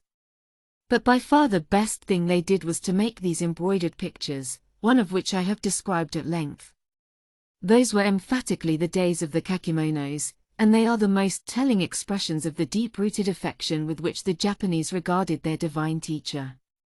The works are deeply religious in the most profound sense of the word, and fill the same place in Japanese art that the works of Raphael and Michelangelo do in Christian painting. And these old masters had their counterparts in Japan, though but few are known to fame. I fancy, for example, that not many have heard of a certain genius named Tosa Mitsuoki, but he it was who flourished at the middle of the last century and spent 3 years of his life in making the beautiful tapestry that I now possess. The makers of these kakimonos formed a separate class of society, and spent their whole lives in the practice of the delicate art. They had no instrument but the needle, and no material but Japanese silk with which to produce these wonderful results. They worked year after year at the beck of grosser spirits than themselves, and of course were poor and unhappy. They did not have the hope of fame that inspires so many artistic souls, for when a kakimono was completed it was immediately laid away in the temple, far from vulgar eyes. Poor Tosa Mitsuoki never dreamed that the result of his delicate toil would some day grace an American drawing room. It is true that on days of religious festivals the kakimonos would sometimes be brought out and used in decorations for the walls, but these occasional exhibitions were a sorry foundation for future fame. When some nobleman for the higher classes alone could afford such a sacrifice wish to gain the favor of Buddha, he would go to one of these humble artists and give him an order for a kakimono. There were 2 kinds from which he might select, those that were embroidered and those made of paper. The latter were especially abundant, and of all kinds and sizes. Many of them contained merely an autograph done with the brush, the national pen, for the Japanese have always had a liking for fine handwriting, esteeming excellence in that line a separate art. The figures with which a large number of these paper kakimonos are covered are splendid examples of Japanese painting, the scenes being mostly of a historical and religious kind. Buddha and Confucius are the special favorites. The backgrounds are often filled with a host of figures. I remember one at Kyoto, that contains nearly as many faces as Tintoretto's painting in the Doge's Palace at Venice. This kakimono is remarkable for other reasons than this, for the work is lifelike and vigorous, and though 500 years old is well preserved. It is called the Death of Buddha, and represents the expiring prophet surrounded by worshippers with grief-stricken faces, so vividly depicted that the very air seems filled with lamentation. For many centuries these kakimonos were being collected in the Buddhist temples all over Japan. Then came the memorable year 1868, a year that marked the close of the Japanese Middle Ages. The feudal system was abolished, and the whole scheme of government renovated. Now the Mikado emerged from his obscure position as a public official, and began to play more than a sentimental part in Japanese life. The days of the shoguns were over, and the Mikado was the Mikado indeed. From this time the misfortunes of the kakimonos began. The long-awaited opportunity of the Mikado had arrived. He solemnly sent forth an edict that Buddha had outlived his usefulness, and that the day of his great-great-grandmother, the sun goddess, had come. The sole religion of the Japanese henceforth was to follow the teachings of his heart, but above all those of the Mikado. So Buddha's occupation was gone. The Japanese were already on that downward path, which was to end in their wearing European trousers under Japanese kimonos, and they began to find the Indian prophet a little out of date. And besides, the missionaries had impressed upon their minds that those little stone images were things no self-respecting man would have about him. Many, therefore, decided to do away with these abominations, and follow the teachings of their hearts. But, though the government was persistent, Buddha was even more so, and was very loath to give up the sway he had secured over the affections of the Japanese. The humbler classes were also blind to the superior virtues of the Shinto temple, and therefore an interesting struggle began, to see which was the fitter to survive. The struggle is not ended yet, nor is there any great indication that it soon will be. The Mikado himself has confessed the weakness of his own cause, for he has found that the mere listening to the teachings of one's heart and obeying the decrees of the sovereign does not constitute a religion. He has therefore been obliged to borrow a great deal from his antagonist, and it so happens that the state religion of Japan is a tangled problem.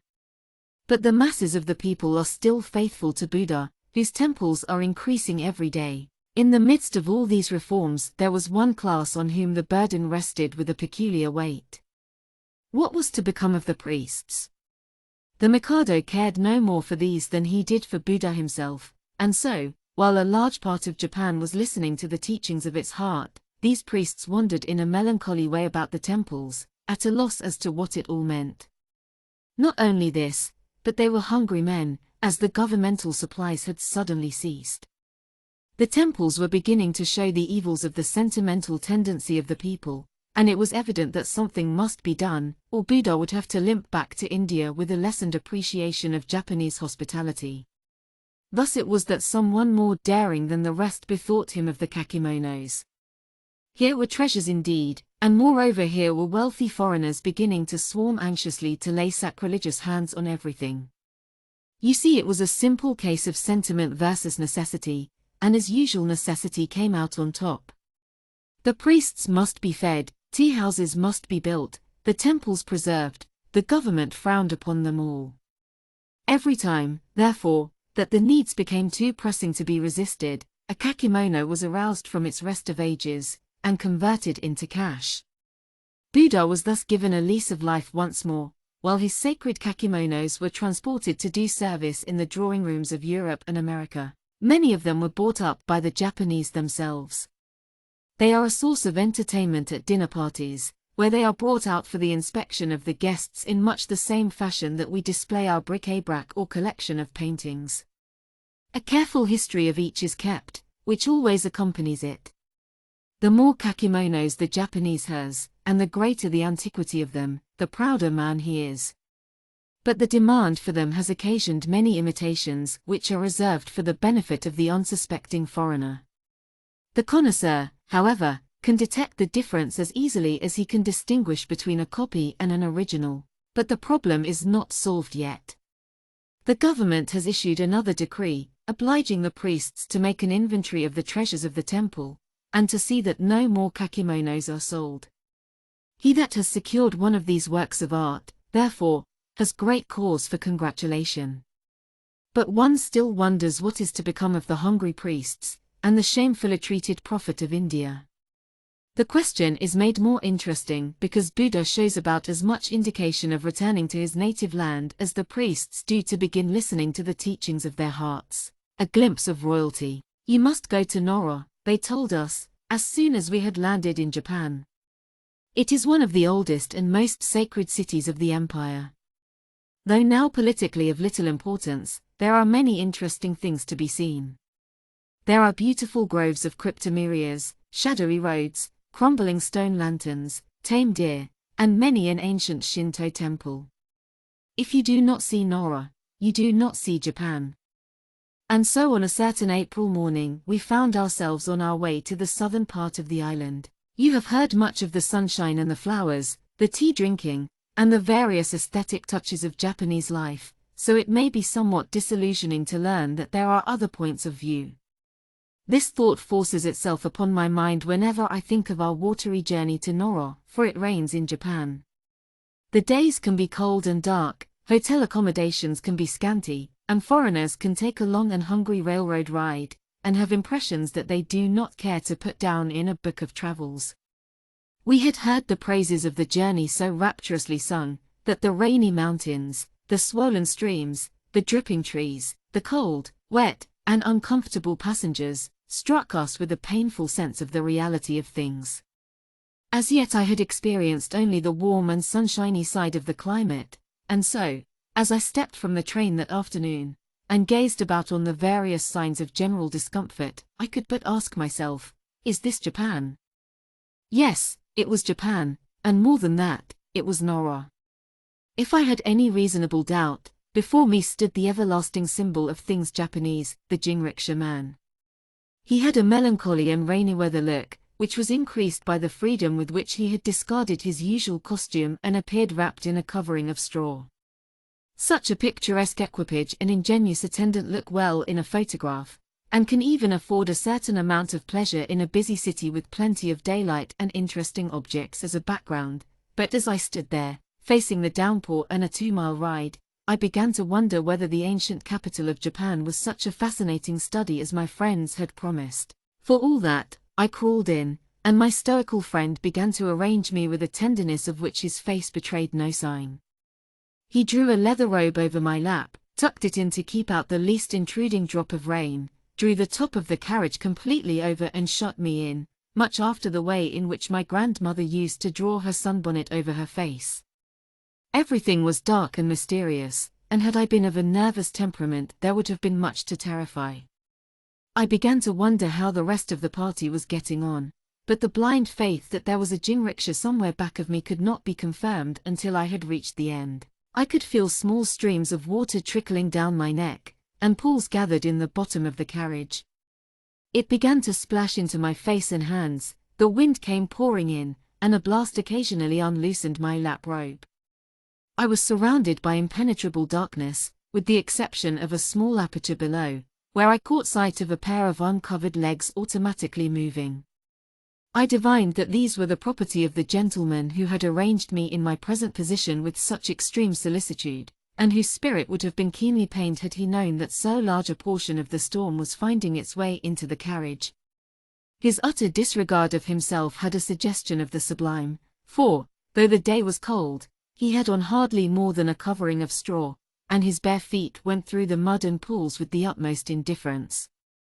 I learned afterward that his limited wardrobe was not so real as apparent, and that his appearance that afternoon was caused not so much by poverty as by pride, for this jinrikisha man occupied an enviable position among his fellows, and had reason to consider himself a favorite of fortune. This is all explained when I tell you that he was the haughty possessor of a pair of European trousers. It mattered little to him that these might have been thrown aside by some more fastidious American, or that the style might have been a little behind the time. They were the chief glory of his life, and the chief torment too. No one can say how much his melancholy aspect was caused by the fact that fate had heaped such bountiful favors and grave responsibilities on his head, for he lived under the constant fear that some day he might wear these trousers out. And so, with the true Japanese spirit of economy, He had hit upon an excellent plan against such a contingency. He resolved not to wear them at all. This unconscious humorist furnished the only diversion of the ride. Doubtless I passed through many delightful scenes, and might have caught many charming bits of Japanese rural life. I shall never know how those tea fields looked in that pouring rain, and the plodding Orientals that must have passed are a sealed picture. I could occasionally hear the tall trees swaying and scraping together in the cold breeze, but they were not for the eye. All that I could see was a small square of mud and water, and the mournful movement of the untrousered legs below. These were very instructive as object lessons in domestic economy, but I would have preferred to have enough landscape to set them off to better advantage. Such an interesting thing, however, was enough in itself to keep my spirit up, and I thoroughly enjoyed the ride, in spite of the many things I could not see. My faithful friend unconsciously kept up a stock of that good humor which was soon to be called into play, for when we had reached the hotel where we were to spend the night, the guide came gloomily towards us and made the announcement that the house was full, and that we would be obliged to find some other place. He said that he had succeeded in finding a small Japanese house nearby, and that this was the best that could be done. It was still raining hard, the night was getting dark, and there was nothing for us to do but to take what we could get, and I do not know that we regretted it after all. The approach to the house was not convenient, but the place itself was of the true Japanese daintiness, a tiny affair, with but one story, the earthquakes having been duly considered in its erection. It contained but 2 rooms, and resembled more a child's playhouse than a dwelling. It was furnished with the ever-present white mats that are so prominent a feature of Japanese domestic life. We decided to conform ourselves to our surroundings, and be distinctively Japanese. So, carefully removing our shoes, we sat down on our heels, while the guide departed to see what could be found to eat. This Oriental posture is very interesting as an experiment, but I would not advise you to let your enthusiasm carry you too far. If you have spent hours on the floor with a child playing with paper dolls, you can get a good idea of what it is like. Our first intention was to spend the whole evening in this way, and in other respects to do as the Japanese did, but we soon found that the effect was mainly valuable as furnishing a few jokes to enliven the conversation. And when we thought of eating our dinner after the fashion of the best Japanese society, we again became irresolute, and were greatly relieved when one of the little mosmies returned with American dishes and American chairs. Thereafter we let our attendants look after the honor of Japan. They amused us during the progress of the meal by tying and untying their sashes, their chief feminine vanity, and by indulging in the endless capers and familiarities permitted to the mosmi alone. The evening passed rapidly and gaily, and the wind and rain were forgotten in the Japanese dreams that followed the artless speeches and childish pranks of our little entertainers. A soft, grey light came streaming through the paper panes, and in my drowsy ears I heard the chatter of the mosmis, telling us that it was morning, and time to be on our way. The storm was not entirely over, though it was indulging in a momentary pause. The water was dripping from the trees, only waiting for the sunlight to pierce through the heavy clouds to clothe every leaf with sparkling gems. The sky had an air of indefiniteness and unconcern, in doubt whether to repeat its performance of the day before, or to burst forth into that splendor with which we were more familiar. There was nothing lacking but this for a perfect day. The wind had worn itself out during the night, the atmosphere was assuming a more oriental gentleness, the flowers were fresh and bright, and our hearts were full of gay anticipation. We had little time during the day and evening previous to think of one great predominant fact, that we were at the far-famed city of southern Japan, warm with tradition and beauty, its history alive with the early tales of a struggling people, its temples and shrines aglow with much that is finest in human sentiment. We were surprised at our breakfast by the hurried entrance of our guide.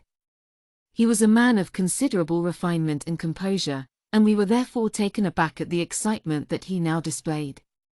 With bated breath he explained to us that the unforeseen had happened, though whether this was a matter of congratulation his demeanor did not make clear. If you are familiar enough with the mixture of reverence and love with which the Japanese regard their Dowager Empress, you will readily understand the agitation of our guide.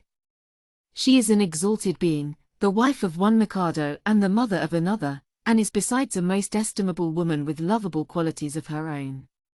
So when the guide learned that she was at the present time at Noro and would be there for the rest of the day, his emotions of loyalty and awe had a sudden inspiration, and there was nothing for him to do but to try to communicate them to us.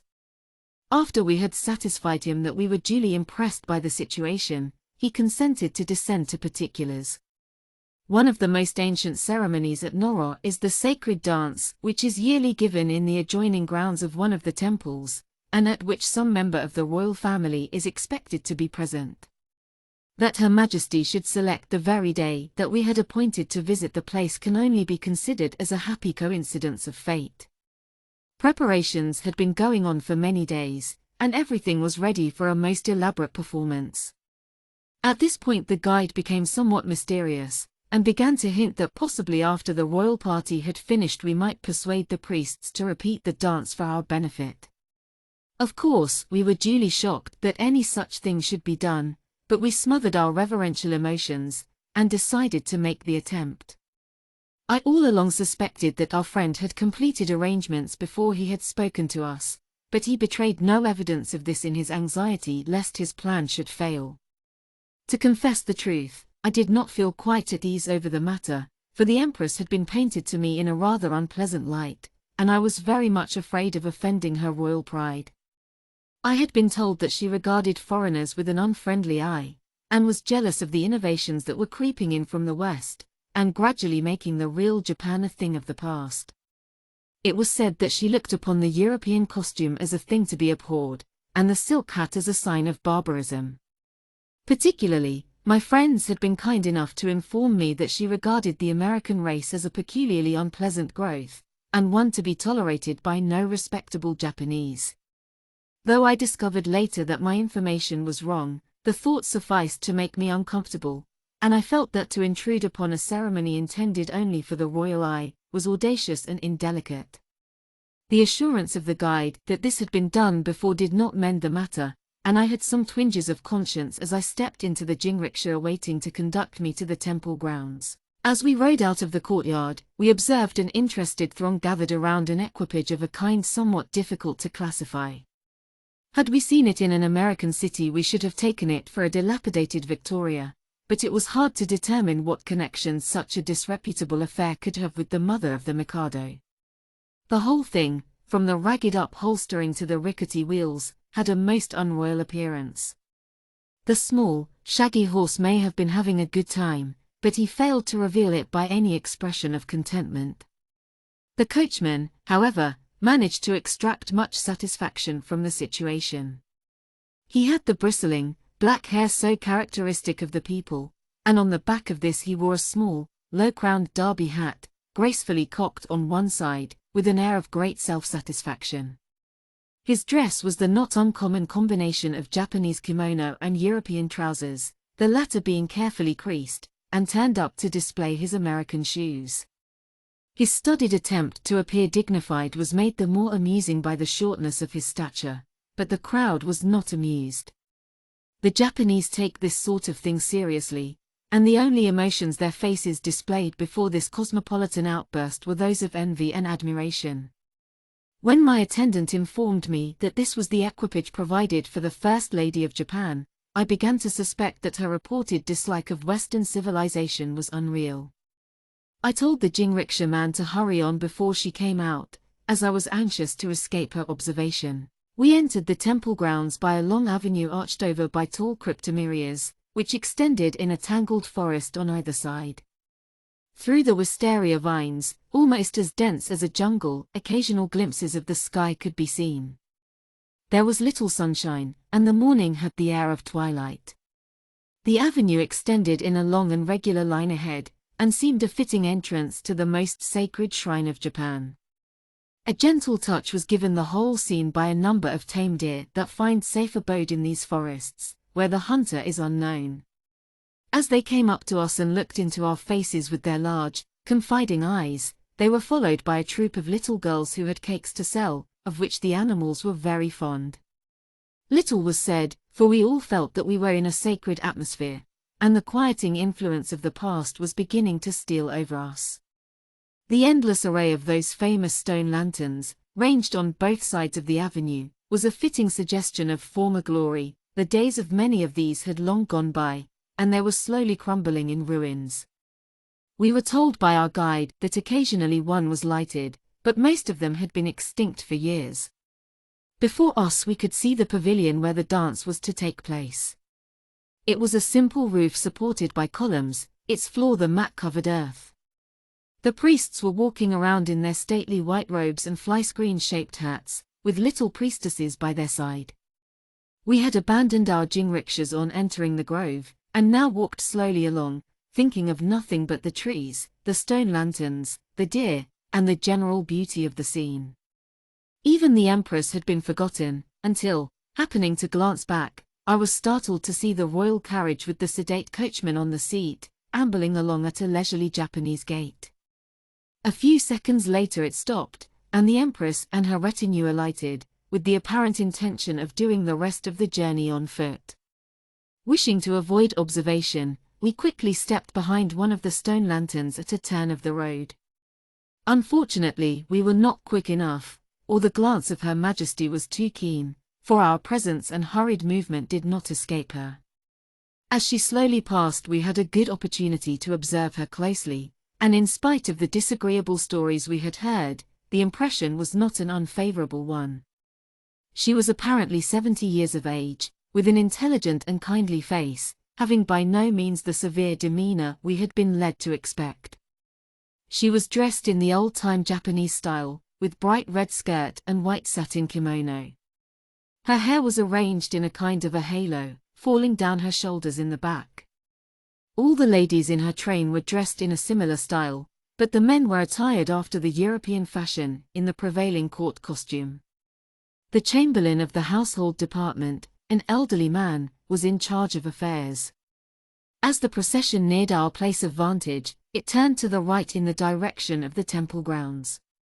We were about to congratulate ourselves that we were to escape unseen, when Her Majesty turned completely around and subjected us to a scrutiny that was embarrassing, however kindly meant. I bowed with a reverence that would have done credit to the most obsequious Oriental, and at the same time the men of the party lifted their hats in approved Occidental style. The ladies and gentlemen of the royal retinue returned our greetings with a politeness that rivaled our own, but the Empress did not incline her body in the least. She continued gazing at us with the same puzzled expression, yet with no indication of displeasure. Apparently satisfied with what she had seen, she presently passed on. The few moments had been embarrassing for us, for we did not know of how many breaches of propriety we might have been guilty, and our salutations had not been without a touch of penitence as well as respect. The Empress had hardly disappeared when one of the priests, with long robes waving in the wind, came running towards us. We were now confident that he had some message from the Empress, and were fearful that the long-expected dislike of foreigners was to be shown. This idea could hardly have been gained from the priest's face, however, as it betrayed no evidence of offended dignity, though there were signs of anxiety and surprise. He paid no attention to us, but immediately engaged our guide in an earnest conversation, the conclusion of which we waited with some apprehension. Finally our attendant turned and spoke to us in the following surprising terms. Her Majesty has learned with pleasure that you have come so far to see the sacred dance, and is very glad that you have happened here the same day as herself. She is very unwilling, however, that you should be kept standing while she witnesses the performance, but thinks that you should be treated with all the kindness and hospitality of Japan. She has therefore sent one of the priests to bid you greeting, and offers you the seats that have been prepared for herself and party, and she will feel very much offended if you do not accept. These words affected us with mingled feelings of astonishment, flattery, and embarrassment. We had heard much of the politeness of the Japanese, but here was a unique expression of it. One could hardly receive more. And what had become of the dislike for foreigners, which I had been told was so prominent a trait in her character? We were somewhat in doubt as to what was the right thing to do, and stood there gazing at each other for a few moments, waiting for someone to take the initiative. I hope you will thank Her Majesty for us, I finally answered, but we could not think of taking her place at the dance. We can just as conveniently wait until she has finished. We all, however, very deeply feel her kindness. Oh, but you must come, hurriedly returned the guide, dropping a little of his formality in his fear that we would not accept. The Empress would not like it at all if you refused her invitation. She says that she can see it at any time, but you have come from far over the seas, and must see it today or never.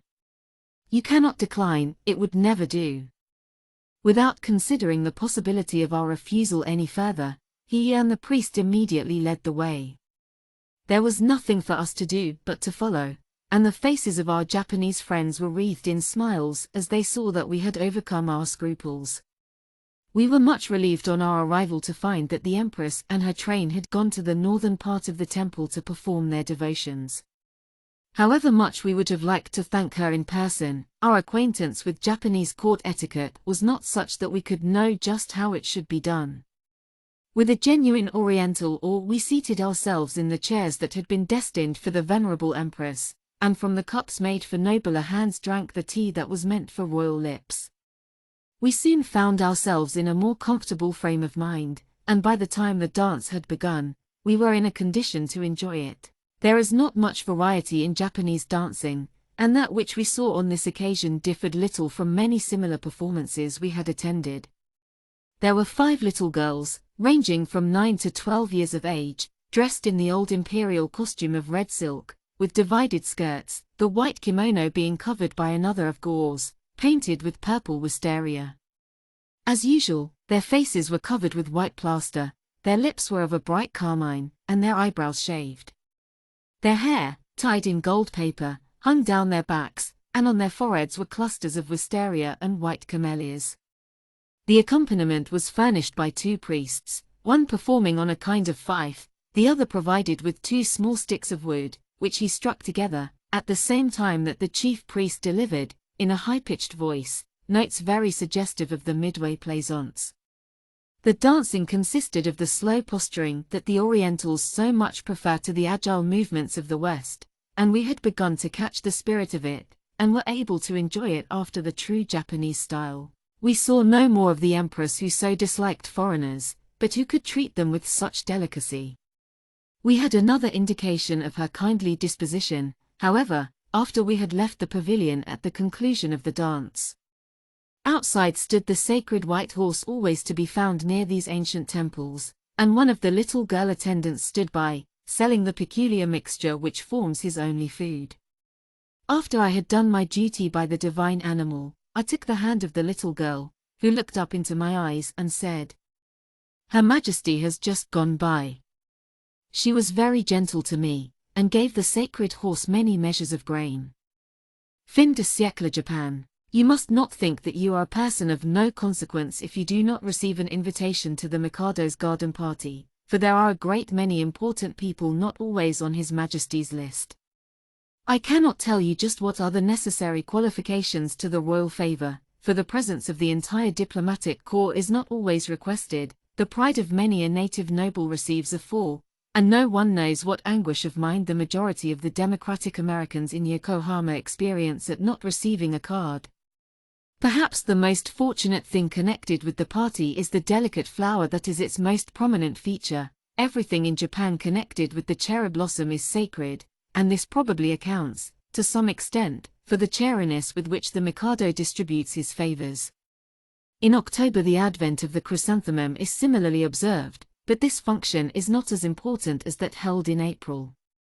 Everything depends on the capriciousness of the cherry blossom, and the party is given early or late as the pink and white deign to display themselves to the worshipping Japanese. Invitations, therefore, are issued only a few days in advance, and are then subject to recall should circumstances happen to prevent the springtime flower from looking its daintiest. The invitation is written in highly refined Japanese with a 16-petaled chrysanthemum crest in gold. The party is held in the Royal Asakasa Garden, and the Mikado is always present with his slim, pretty little wife at his side. The guests are usually very punctual in assembling, the national anthem is played with a royal sonorousness, the emperor and empress, with a dignified suite, pass through the garden with the genuine stolidity of ceremonial Japan. Presentations are seldom made, and when there is a person of sufficient dignity and importance for this honor, the ceremony is more stately than cordial. The larger part of the time is spent in admiring the cherry blossoms, which are everywhere, and which in their early glow are of singular beauty. All this is very well, yet it is not the Mikado or the flowers that are likely to attract the greater part of your attention. There is a feature of the party of more surpassing interest than these. This is the high hat. It is this picturesque headpiece which redeems the somberness of the gathering, and makes it an event unique in social life. You are probably somewhat surprised that our Occidental high hat and the delicate white and pink cherry blossom of Japan should have anything in common, but they do have a great deal. Several years ago the Japanese saw that this article of dress was the very thing needed to crown gracefully their kimono-clad forms, and they eagerly took it. They borrowed it of course from Western foreigners, for the Japanese imagination is not capable of such wild flights as this. It has so become the fashion that they now regard it with a kind of reverence, and require its appearance on the most sacred occasions. It is therefore specially stipulated in the Mikado's invitations to his parties that the gentlemen shall wear frock coats and high hats. The ladies are left to their own judgment, and generally appear in light calling dresses. But this stipulation has been the cause of no end of dismay to those foreigners so ambitious of social advancement in Japan. The American is more likely to suffer in this respect than his European cousins. At any rate, it not infrequently happens that when sailing for the land of the kimono you leave your high hat on Western shores. And so an invitation to the Mikado's party affects you with mingled feelings of apprehension and tickled vanity. It is a case where a beaver hat can be quite a serious affair. At first you give up in despair, and decide that the invitation must be declined, but on second thought you think it might be well to consult your confidential Japanese friend. You are somewhat relieved when this gentleman assures you that everything can be arranged, and that there is nothing to prevent your attending the party and in a high hat too. The Japanese friend now murmurs something about the beaver pound, and you immediately recall certain institutions at home where stray animals are gathered from their wanderings, and protectingly held until the requirements of the law are fulfilled. You are a much puzzled man, but after you have been conducted to the place mentioned, this state of mind is likely to give place to another. With the utmost gravity your friend discloses to you the treasures of the place, and politely invites you to help yourself. For here are high hats, both silk and beaver, of all sizes, ages, and countries, and you must be a very fastidious person indeed if you find nothing to your taste.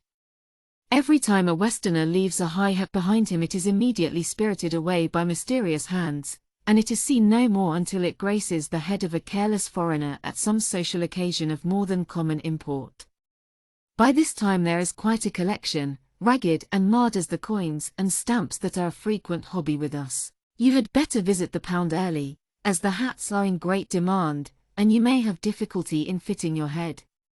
You finally make a choice, the likelihood being at best that you will have a size too large or small, but this is only the simplest of the complications.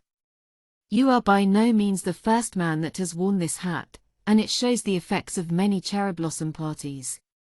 Occasionally a new sleek hat finds its way into the pound, and there is considerable competition as to who shall secure the prize.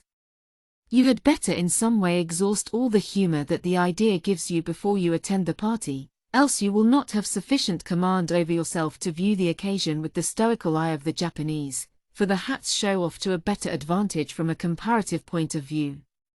You must place a neat, decorous, low crown of the latest style beside the parabolic curve of several years ago to see really how funny it all is. There is the white and drab headpiece, suggestive of the gentleman of sporting tastes, and an occasional shaggy something that we now see only in pictorial representations of Uncle Sam. All this is very amusing, but it is a graver matter when a young man of 18 has to parade around in a widower's weed, or a staid clergyman or pompous member of Congress is obliged to hide behind the trees in order to conceal the fact that his head is adorned by one of the little peaked affairs in vogue a long time ago. Nor are these the only things in the same line. The ladies of the court have caught that disease which is spreading so rapidly in Japan, Europomania, and have cast aside their beautiful native costumes for a Western dress. Their success at best is doubtful, but there is one who seems to have managed things with a greater skill. You will likely wonder how the Mikado's wife can look so well when you have heard of the difficulties she has to undergo in her desire to dress like a European lady. Her person is too sacred to be touched by vulgar hands, and this unfortunate fact interfered with her progressive plans for some time, until the problem was solved by fitting her dresses upon one of her attendants of similar height and figure. In spite of this inconvenience, the Empress appears very well, and is one of the few Japanese ladies who wears the European costume with dignity and grace. Yet all this is only a fair example of what you may see in any part of Japan.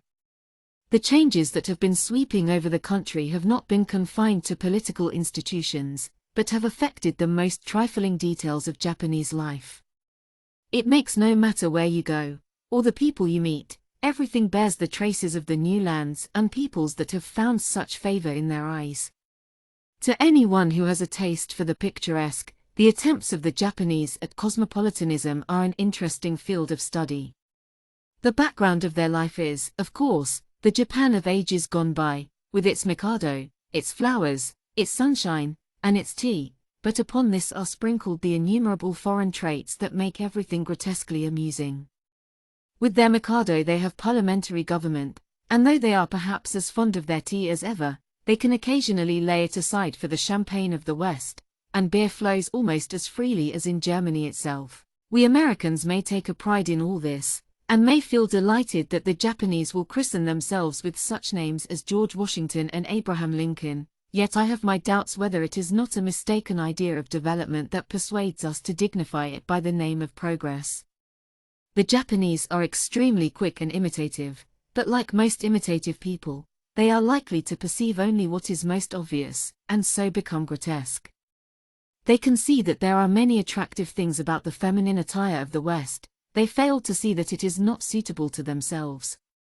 It is a question, after all, whether it is the preferable qualities of the new things which they meet that leads them to adopt them, or whether it is a mania simply for what is new. At the best they are in a stage of transition. The East is constantly touching the West, and the average Japanese today is an interesting combination of the inherited traits and emotions of a remote civilization, and an environment too powerful to be resisted. You will understand all this immediately, should you take a short walk in one of the streets of a representative Japanese city. The appearance of the people will strike you as UN Japanese. The women, as a rule, do not now blacken their teeth, or shave their eyebrows, as you have been brought up to suppose. There are still, it is true, many who do not like to see these usages die out, but most of them live in the country districts, which have naturally not been affected by the changes in the same way that the cities have. The old women still go around with blackened teeth, but it is because they were disfigured this way before the innovation was introduced. The Empress adopted the new idea a few years ago, and the people have rapidly followed.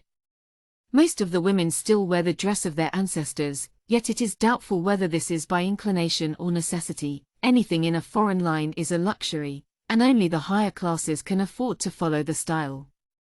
They still retain their peculiar ambling walk, which is like a slow run, but there are many little indications that this will be abandoned soon. It is in the dress of the men, however, that the greatest changes are to be seen. The number of combinations that the average Japanese can ring upon kimono and coat and trousers, I have never yet tried to count, but you cannot go into a city street without seeing a new one. It is sometimes the kimono and trousers, sometimes the trousers without the kimono, or the kimono without the trousers.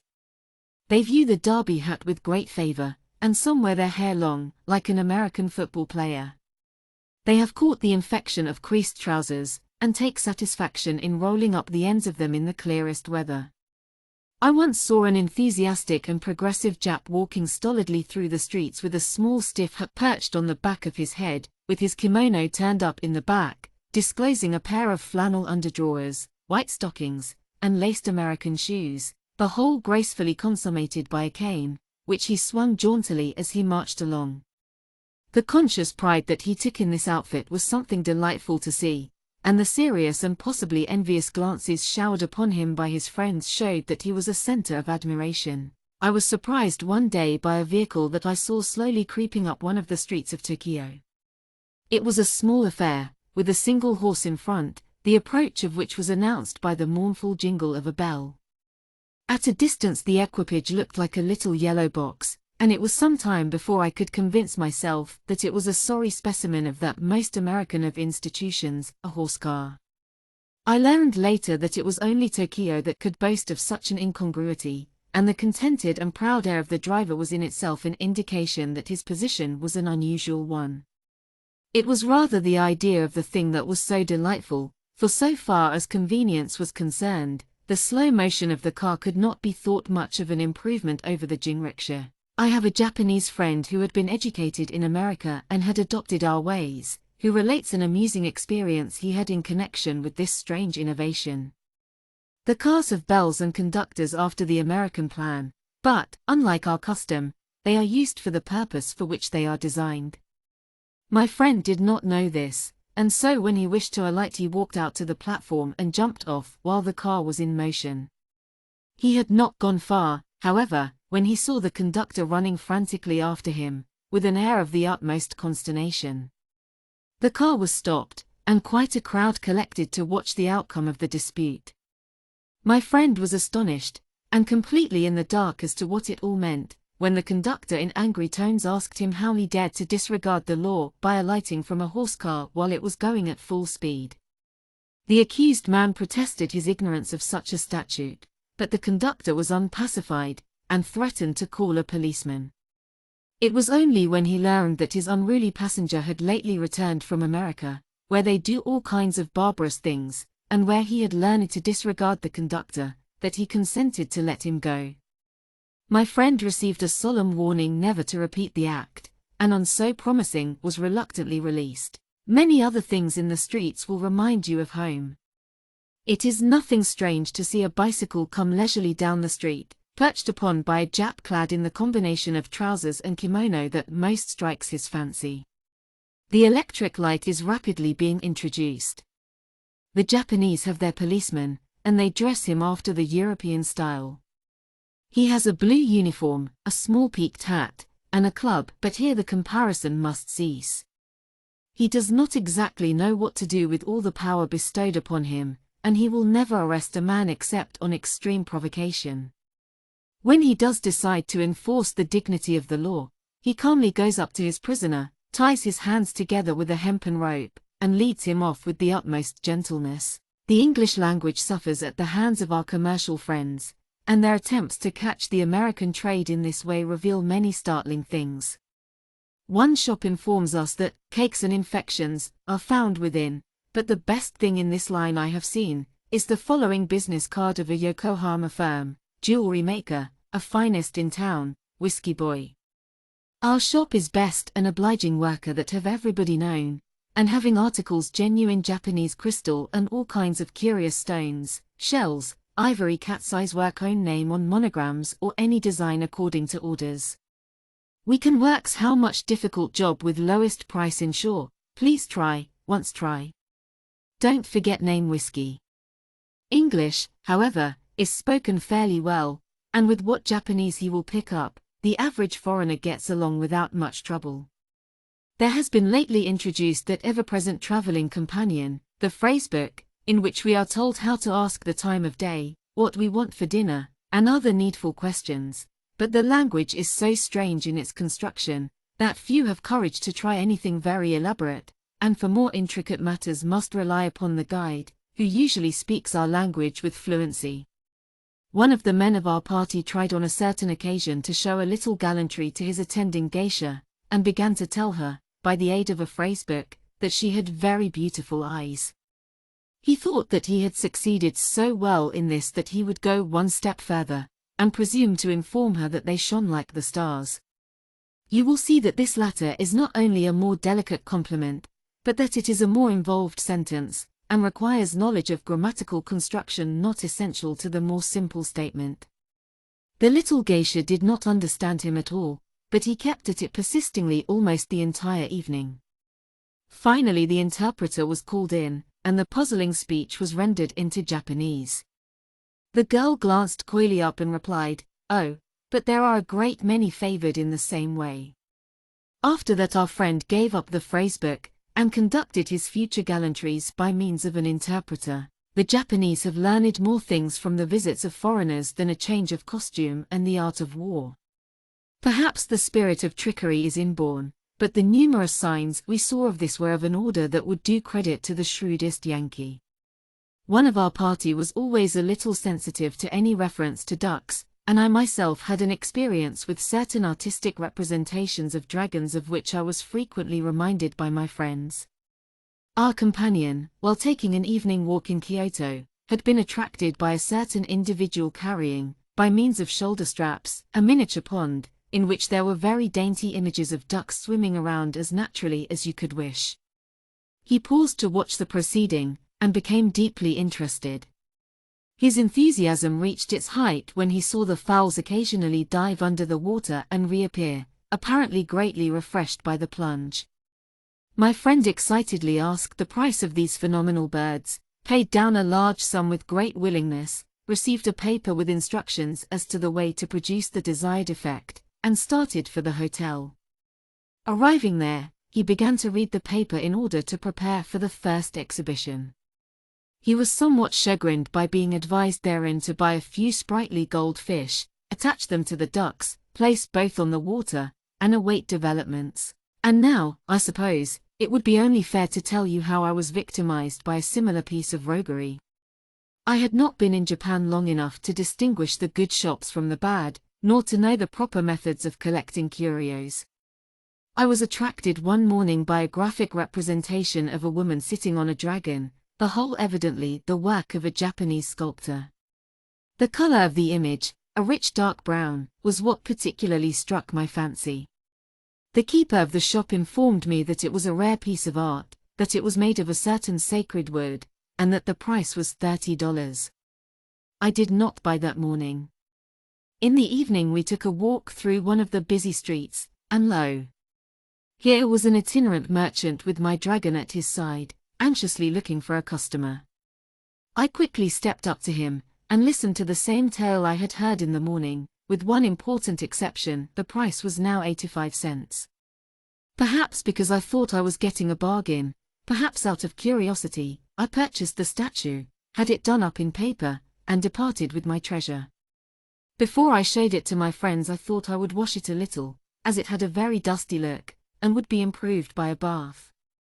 I was somewhat startled to see the rich dark brown color fade away and leave me a pure white dragon of a cheap Japanese material resembling plaster of Paris. I called in the guide, who gave a broad grin as he surveyed the melancholy object before me. He kindly told me that it had been dipped in medicine, and I made him a present of the curiosity for his information. He bore it away with a satisfied air, and that was the last I saw of my dark brown dragon, though by no means the last I heard of it. These are only a few of the ways in which the influence of the West can be traced in Japan. It will be interesting to watch what the next few years will bring about, whether the kimono will triumph over the trousers, the tea over the beer, or whether there will be a gradual mingling into a new type. The whole thing may be but a temporary mania, a passing aberration of a quickly assimilative people. And perhaps in a few years the progressive Japanese will see the folly of his ways, and learn that he can best advance after a manner of his own. Cho and Ibe, they were surely not the most distinguished friends we made while we were in Japan. As far as worldly considerations went, they were very humble indeed, but they possessed other qualifications which entitled them to our favor, and the youthful Ibe particularly has left a lasting impression on our minds. Throughout our stay they were our companions. We could never visit a temple without their aid, nor climb a mountain without their words of advice and encouragement. On many a shopping expedition did they faithfully act as our guides, and many a quiet hint would they give us as to the commercial whirls of their countrymen. Cho and Ibe belonged to the most insignificant class of Oriental society. In a land where caste is of such importance, I know that any of our aristocratic Japanese friends would be horrified to learn that we entertain so kindly a remembrance of these paltry creatures, to whom the haughty noblemen of the East would hardly deign to give a passing glance. Perhaps it was because we treated them differently that they repaid us with such tender regard and would apparently sacrifice any happiness of their own to give us a momentary satisfaction. For our humble friends were jinrikisha men, and, more than that, they belonged to the despised class of the coolies. Before you have traveled long in Japan, you will become very familiar with the two-wheeled conveyance which has become an institution of the country, and will take a patriotic interest in it, for it is reported to be the invention of an American. It is a low carriage with shafts, in which a toiling coolie acceptably fills the place of a horse, and it is preferred by the Japanese to the most elaborate coach and four of the West. It was for this position in the world that Cho and Iba were born, and in this capacity they proved indispensable to us. It was at our landing that we met them for the first time, and had our first jinrikisha ride. As you step upon the soil of Japan, you will see a long row of these carriages with shafts resting on the ground, and at the same time a corresponding row of unobtrusive natives who accost you with a most respectful air. They have been sitting between the shafts, with their hands around their knees, patiently awaiting the landing of the boat, when they know their services will be required to conduct the passengers to the Grand Hotel. They have spent the time in laughing at each other and cracking Japanese jokes, for the amount of merriment they can get out of life seems without end. If the air is cold, they will be wrapped up in blankets, and will remind you of our Western Indians, but oftener their covering consists of the simple blue tights which will become so familiar to you in the days to come. If you are so unfortunate as to land on a rainy day, they will throw this aside for a covering of straw with bare feet and legs, but the weather will not affect their spirits at all, and they will sit with the water pouring down upon them, and crack the same old jokes, and laugh with an appreciation to which the sunshine can add nothing. They wear the regulation mushroom hat, with their name and number inscribed across the front. You will, of course, immediately call to mind the hackmen of the West, but more by way of contrast than comparison. The duties of each are in a large measure the same, but here they are exercised in a way that is entirely different. The Japs have none of the disagreeable aggressiveness of their Western contemporaries. They are quiet and polite, preferring, indeed, that you should take the initiative in the transaction. It is very interesting to watch the outcome of a rivalry that sometimes occurs when two of the coolies hit upon the same patron. The angry dispute to which many of us are accustomed never takes place. They treat each other to smiles instead of scowls, and the unsuccessful aspirant leaves with a laugh to find a more appreciative customer. During my stay in Japan, I hardly ever saw a discontented or angry jinrikisha man, and if a genial smile and gentle manners are an indication of inward happiness, they are the happiest mortals it has been my lot to meet. All this is very well, and yet it is with some hesitation that you decide to surrender yourself into the care of one of those unpromising equipages, and it was my first impulse to look around and see if something less oriental could not be had, but I quickly reproved myself, and remembered that I was in Japan. Meanwhile, my companion had arranged the matter, and I saw a little old man smilingly approaching, dragging the dreaded jinrikisha behind him. His face was sadly wrinkled, his moustache was small and grizzled, and when he lifted his hat I saw that his hair was white. His spirit, however, seemed very buoyant, and not to have suffered from the many years of toil that would occasionally make his step a little unsteady. I felt a natural hesitation about permitting this little old man to drag me about the city, but the almost paternal air with which he assisted me into the carriage made me feel more at ease. Glancing at his cap, I saw that my new acquaintance bore the name of Cho. I had hardly been comfortably seated when I saw my companion ride past, borne by much nimbler and more youthful legs than those of my poor old Cho. Riding in Japan is the most unsocial thing in the world. Each traveler has a jinrikisha to himself, and the carriages are compelled by law to move in single file, so that the streets may not be blockaded. It is true that they will sometimes hold more than one person, but these conveyances are meant for the Japanese alone, who are so light that two can be carried by one man. The constant parade of the jinrikishas, therefore, through a large thoroughfare, is very interesting. It makes no difference how many people there may be in your party. One must follow another in regular order, or your offending coolie may find himself in the lock-up before the day is over. You can easily see the disadvantages of this state of affairs, It makes conversation almost impossible, and who can travel with pleasure if he cannot talk? Both for this reason and for another, which I afterwards learned, I soon lost sight of my companion, whose more sprightly attendant speedily left my veteran in the background. Cho made little effort to gain a position ahead of his fellows, but leisurely fell into line, and trotted along with the contentment of old age. As I knew that my forerunner was looking for rooms, I was not greatly annoyed. I arrived at last, bringing up the rear, and as we stood there congratulating ourselves, the younger man slowly approached us. Iba had a face of unusual intelligence, and his eyes sparkled in a way that contrasted forcibly with the dreamy blinking of Cho. His whole appearance was less conservative. Under his kimono he wore something that had a resemblance to Western trousers, and he had discarded the mushroom hat for a peaked cap like that of a college student. His every feature bore evidence of a keen though kindly disposition. His hair was thick and wiry, his eyebrows heavy, his mouth large and firm. He had a way of darting sharp glances at you that immediately let you know that here was a man who was not likely to bring up last in a Rikisha or any other race. He bowed profoundly, with a smile, and said, "Please you have me tomorrow." My companion murmured that he might if he was a good man. "Oh, yes, me very good man. Can run fast." "What is your name?" "My name Iba, can run very fast." He had already given evidence of this, and he was told to be on hand the next morning. He bowed again, and moved on. But he had an unsatisfied air, and in a hesitating way he turned around and approached us once more. "Cho, you know," he said, with an anxious though somewhat downcast face, "Cho very good man too." And he looked at me appealingly. "Yes," I returned, "Cho is a very good man." "Cho not quick like me," he returned, somewhat reassured, "but a very good man." "Cho old." After he had given us this information he waited for a few moments, meditatively digging his bare toes into the sand. Finally he came to the point. "Me bring Cho tomorrow?" "Very good man. My friend." We told him that we would be very glad to see Cho also, and with a face beaming with smiles, and the most exaggerated of bows, Iba took his leave. This was the beginning of our acquaintance with these two friends, and we grew to be very fond of them during the weeks that followed. They were most assiduous in their attentions, devoting to us all their time.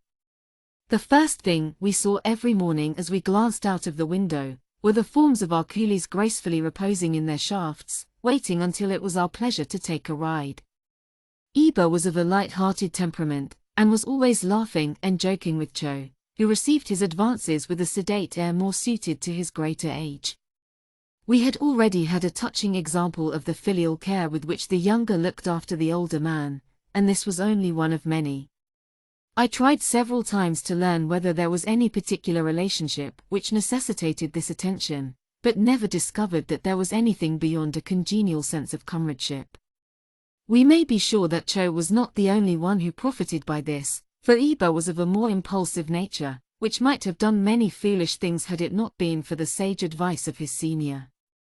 He always treated him with the utmost respect, and his attentions were those of an affectionate son. I had been frequently told that the Japanese were a people of little natural emotion, and that their extreme expression of respect and affection was merely the national idea of politeness.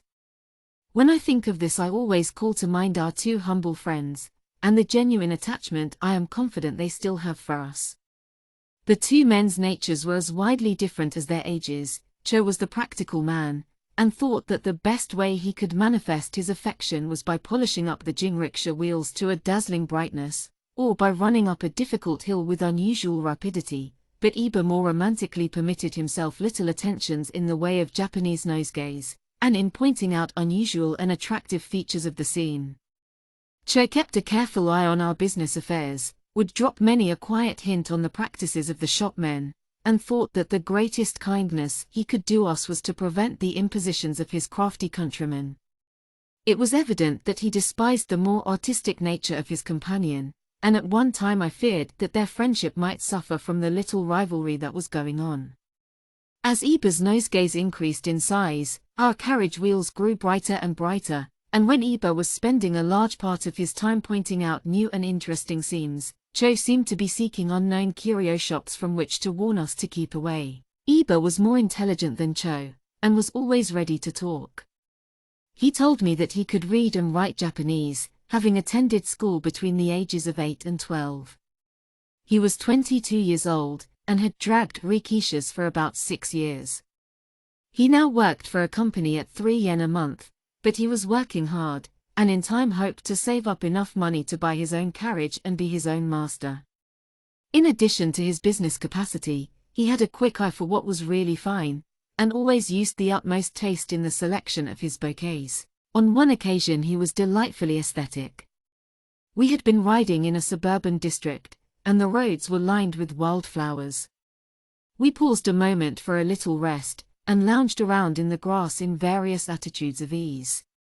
I grieve to record that Cho leaned his head against a tree and went to sleep, but I have a better tale to tell of Iba. I could see him wandering around at a short distance, picking now and then a flower, which he arranged with the utmost care. He seemed to bestow a large amount of thought on every fresh addition, rejecting many a posy that he had selected, and starting on a new search for something he had not yet found.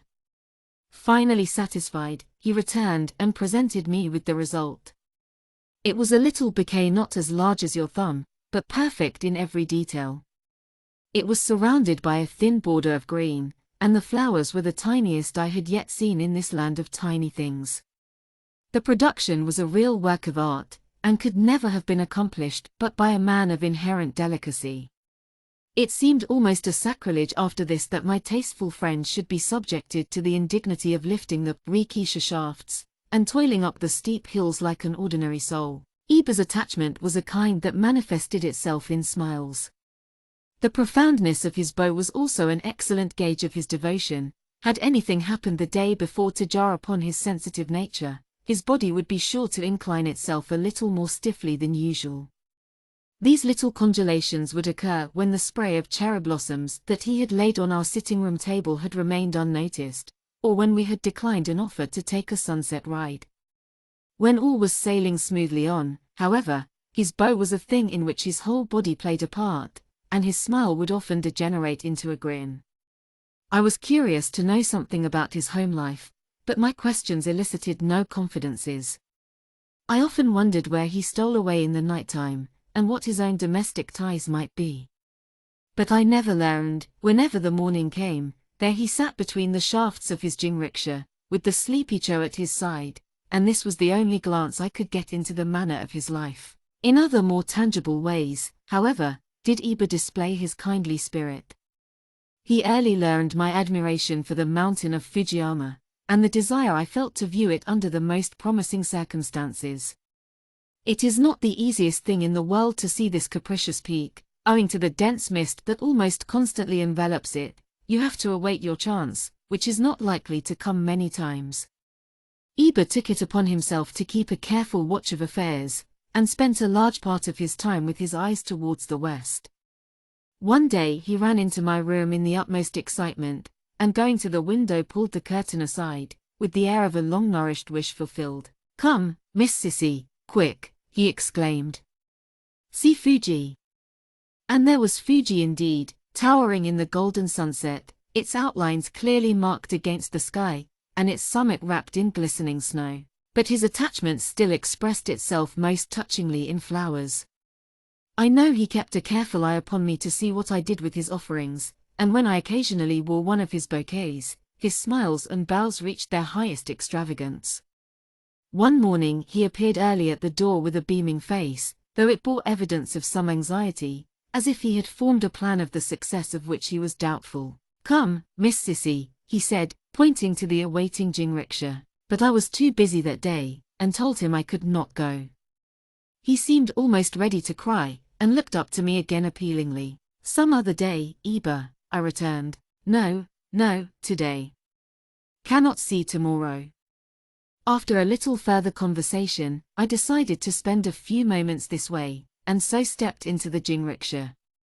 He started off in high glee, and ran at a pace that would have terrified me had any other than Iba held the shafts. 1 or 2 small children who were so unfortunate as to be in his way were overturned with a single thrust of his arm and went rolling over into the gutter. Iba laughed loudly at his little joke, and shouted lustily to Cho, who passed us with a perplexed and disapproving shake of the head. Finally we drew up before a florist's shop, and Iba proudly led the way to the shrine of his peculiar pilgrimage. He stopped before a small potted plant, and pointed at it with a smile.